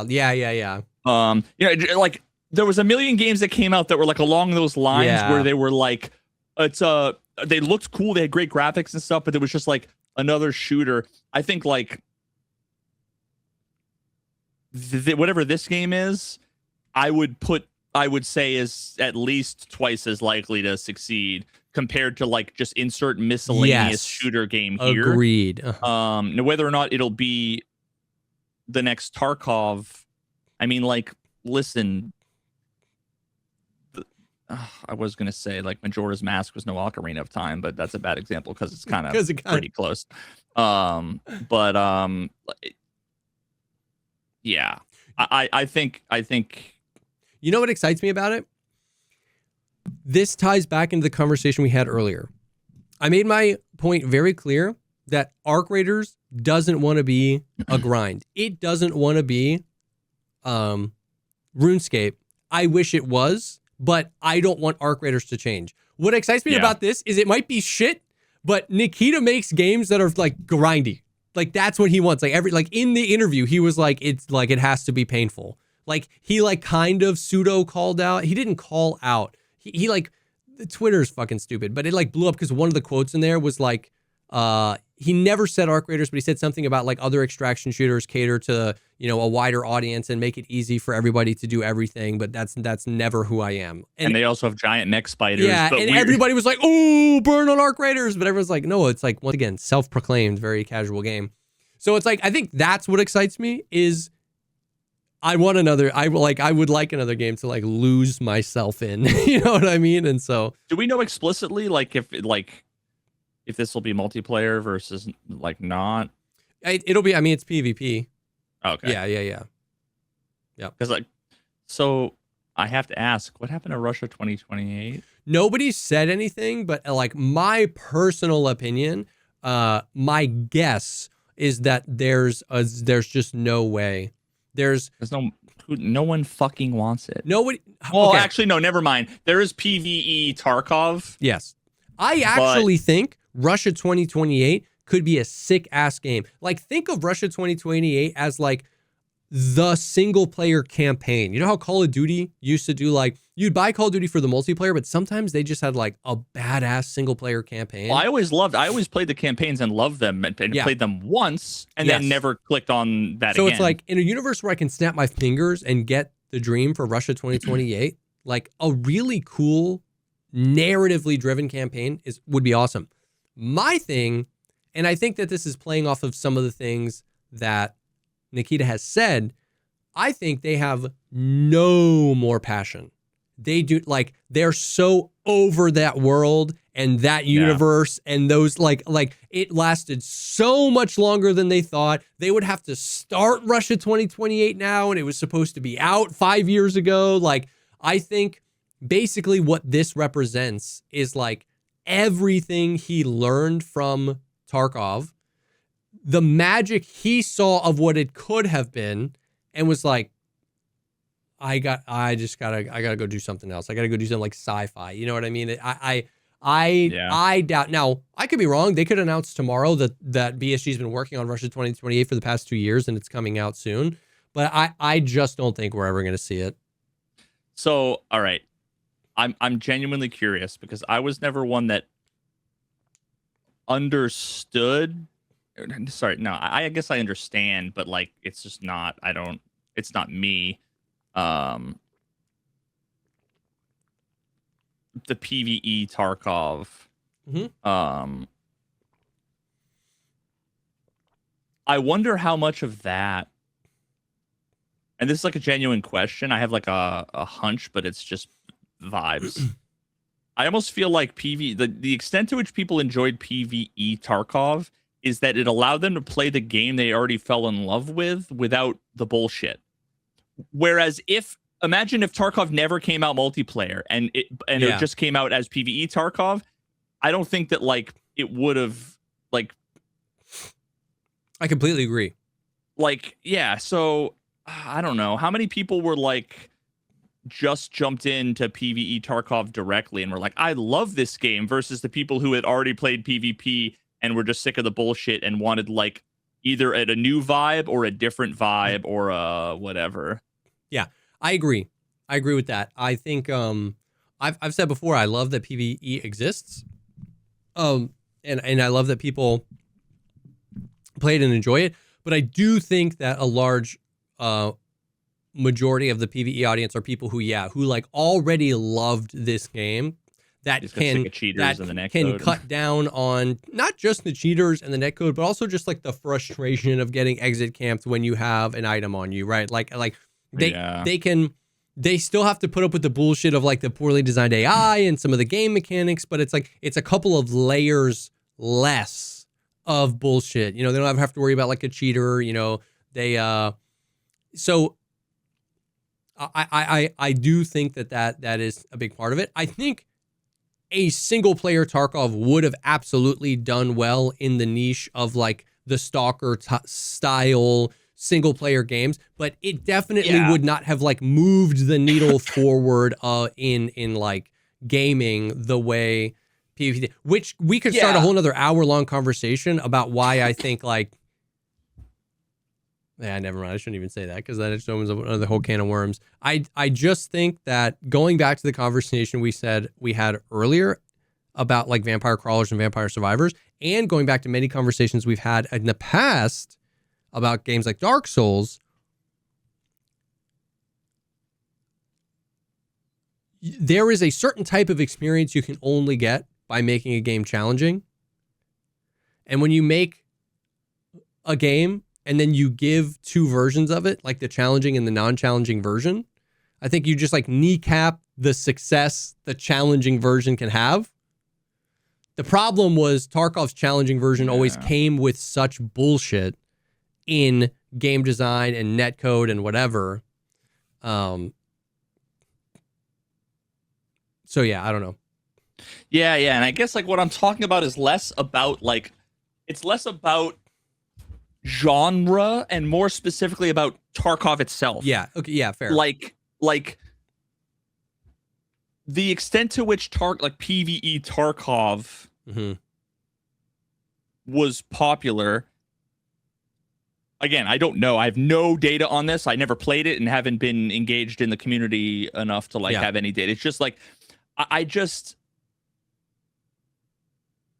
would assume that the appeal, because like games like Stalker and all those other games, Stalker has like a story and it has like proper quests. Like it's designed to be a single player game. Yes. Oh, so I'm super tracking with you now. You know what I mean? Tarkov was so clearly a multiplayer game turned single player. Exactly. Yeah. So that's why it's like I feel like the people who enjoy it the most are the people who want to play the Tarkov they have been playing forever, but without whatever bullshit they want to avoid. Yeah, it's not people who want to be, you know, who have never played a game.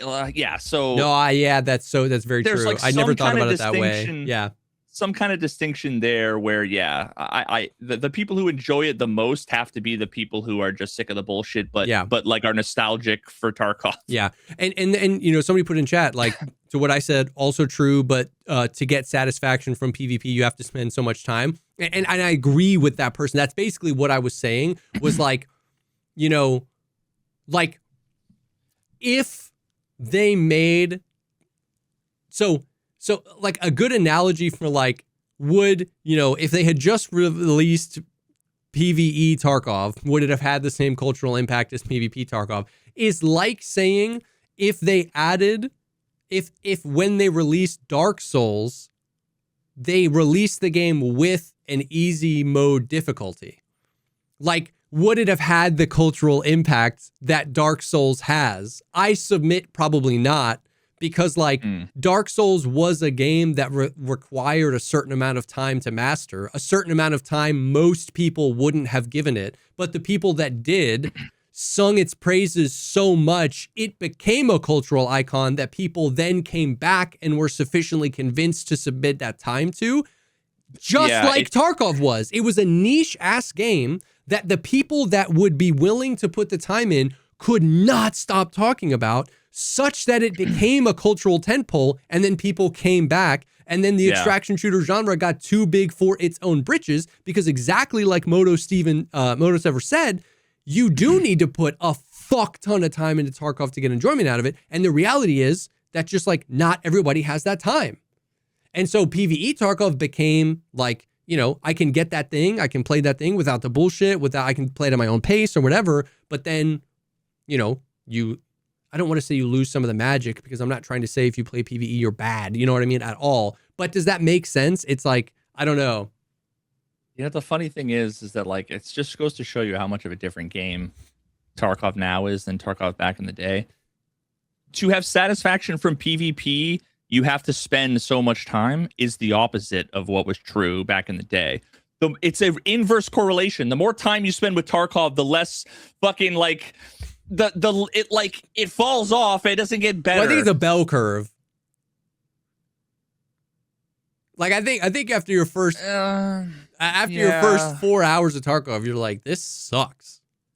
And then after 100 hours, you're like, there's never been a better game ever. And then after 1,000 hours, you're like, this sucks. But no, in the beginning you say I suck, but my heart's racing. Holy shit, I want to keep playing. True. But what I'm talking about is a Tarkov where you'd go through a customs raid and not see a player. Yeah. And then the next raid you'd come across a 2-man, you'd spawn right next to him. But like, the game was just there were less people. I'm tracking with you. Yeah. So it just comes down to like when a niche experience becomes like when a mass amount of people have an appetite for a niche experience, does the chemistry change? Does that just change the chemistry of the niche experience? Because like you said, you could go through a customs raid and maybe not see anybody. And nobody in 2017 was going, dead raids, dead raids, dead raids. That was just the norm. And then when you ran into somebody, your heart rate would spike. It would go crazy. But then a million people had the appetite for this game. So that meant every spawn in every customs raid was full. And then towards the end of a wipe, if not every spawn in every customs raid was full, suddenly it was dead raids. The chemistry had changed. The game has changed. Even if the game hadn't changed, the game had changed. I feel like I'm high right now. And I think that's like... Well, let me ask you this. When you started playing, like the concept of like a wipe didn't hit me until like probably the third wipe. Like I didn't start the game because there wasn't enough people playing and talking about it really at the time. Like everybody that fucking goes to start Tarkov now has heard 17 people talk about the wipe cycle and the problem with the design. And back then it was just a game where it's early access, the devs are doing a thing, and they're white. Like I don't know. There was so much less content, so much less like meta around knowing what they were gonna do. Nobody fucking knew that this is what to expect with the game, that this is what was gonna happen. I don't know. Yeah, for sure. And it's we could talk forever. There's a million things that feed into it, but it's interesting. Whatever. But yeah, so Fragmentary Order, who knows? Like, I imagine we'll see some more press stuff about it over the next 6 months, but I doubt we're gonna get like a release date anytime soon. I also don't even know if they plan on going early access or if it's just a game that's gonna launch, right? There's fucking the Edge of Space edition is going on sale, dude, next week. The unspaced you would edition? buy it. Yeah, I would. And I wouldn't blame you. Yeah. Yeah. I still don't have Unheard, by the way. I still don't have the Unheard edition of Tarkov.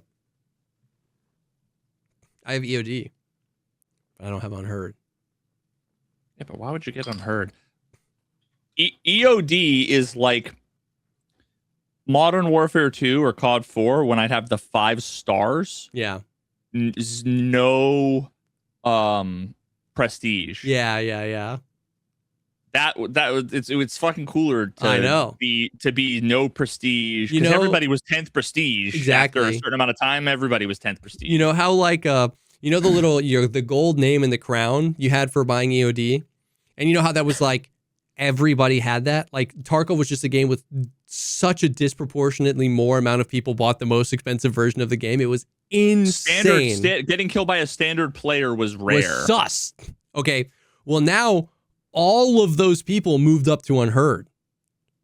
So you have the people that are new to the game that bought standard because they don't know if they want to spend money, and almost everyone else in the game has unheard. So I have the rare name tag now. The gold with the crown. Yeah, so it's way cooler. It's way cooler. I'm never going to upgrade, dude. It's way cooler because you can't buy EOD anymore.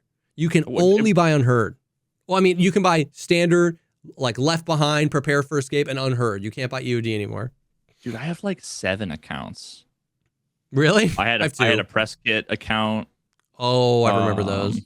I had, yeah, because I would get like codes. Yeah.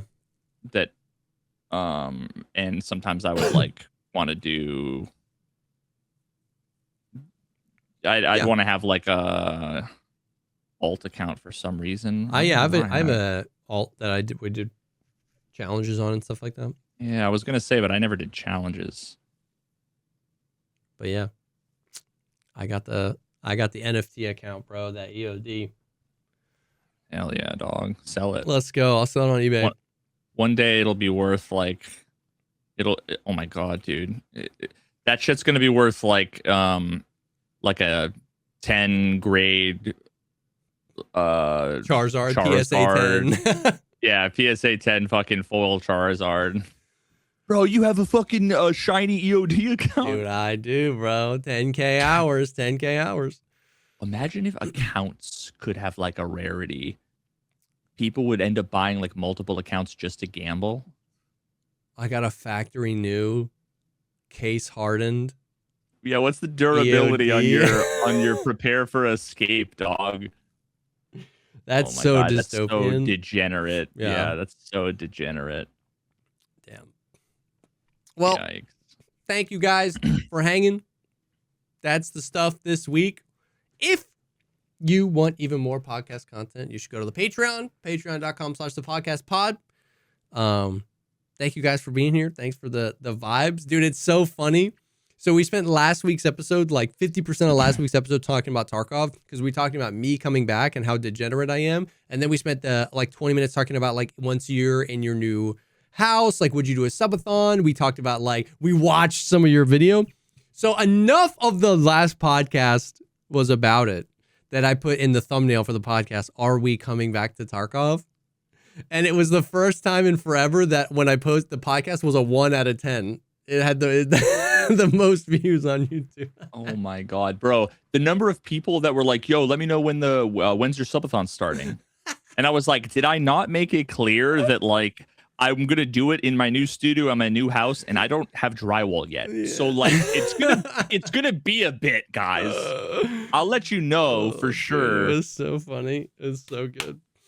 But yeah, people are stoked for the comeback tour, bro. The comeback-a-thon. I'm kind of getting excited. I'm getting excited. The come-a-thon. Oh my god. Leather Daddy's back. So back.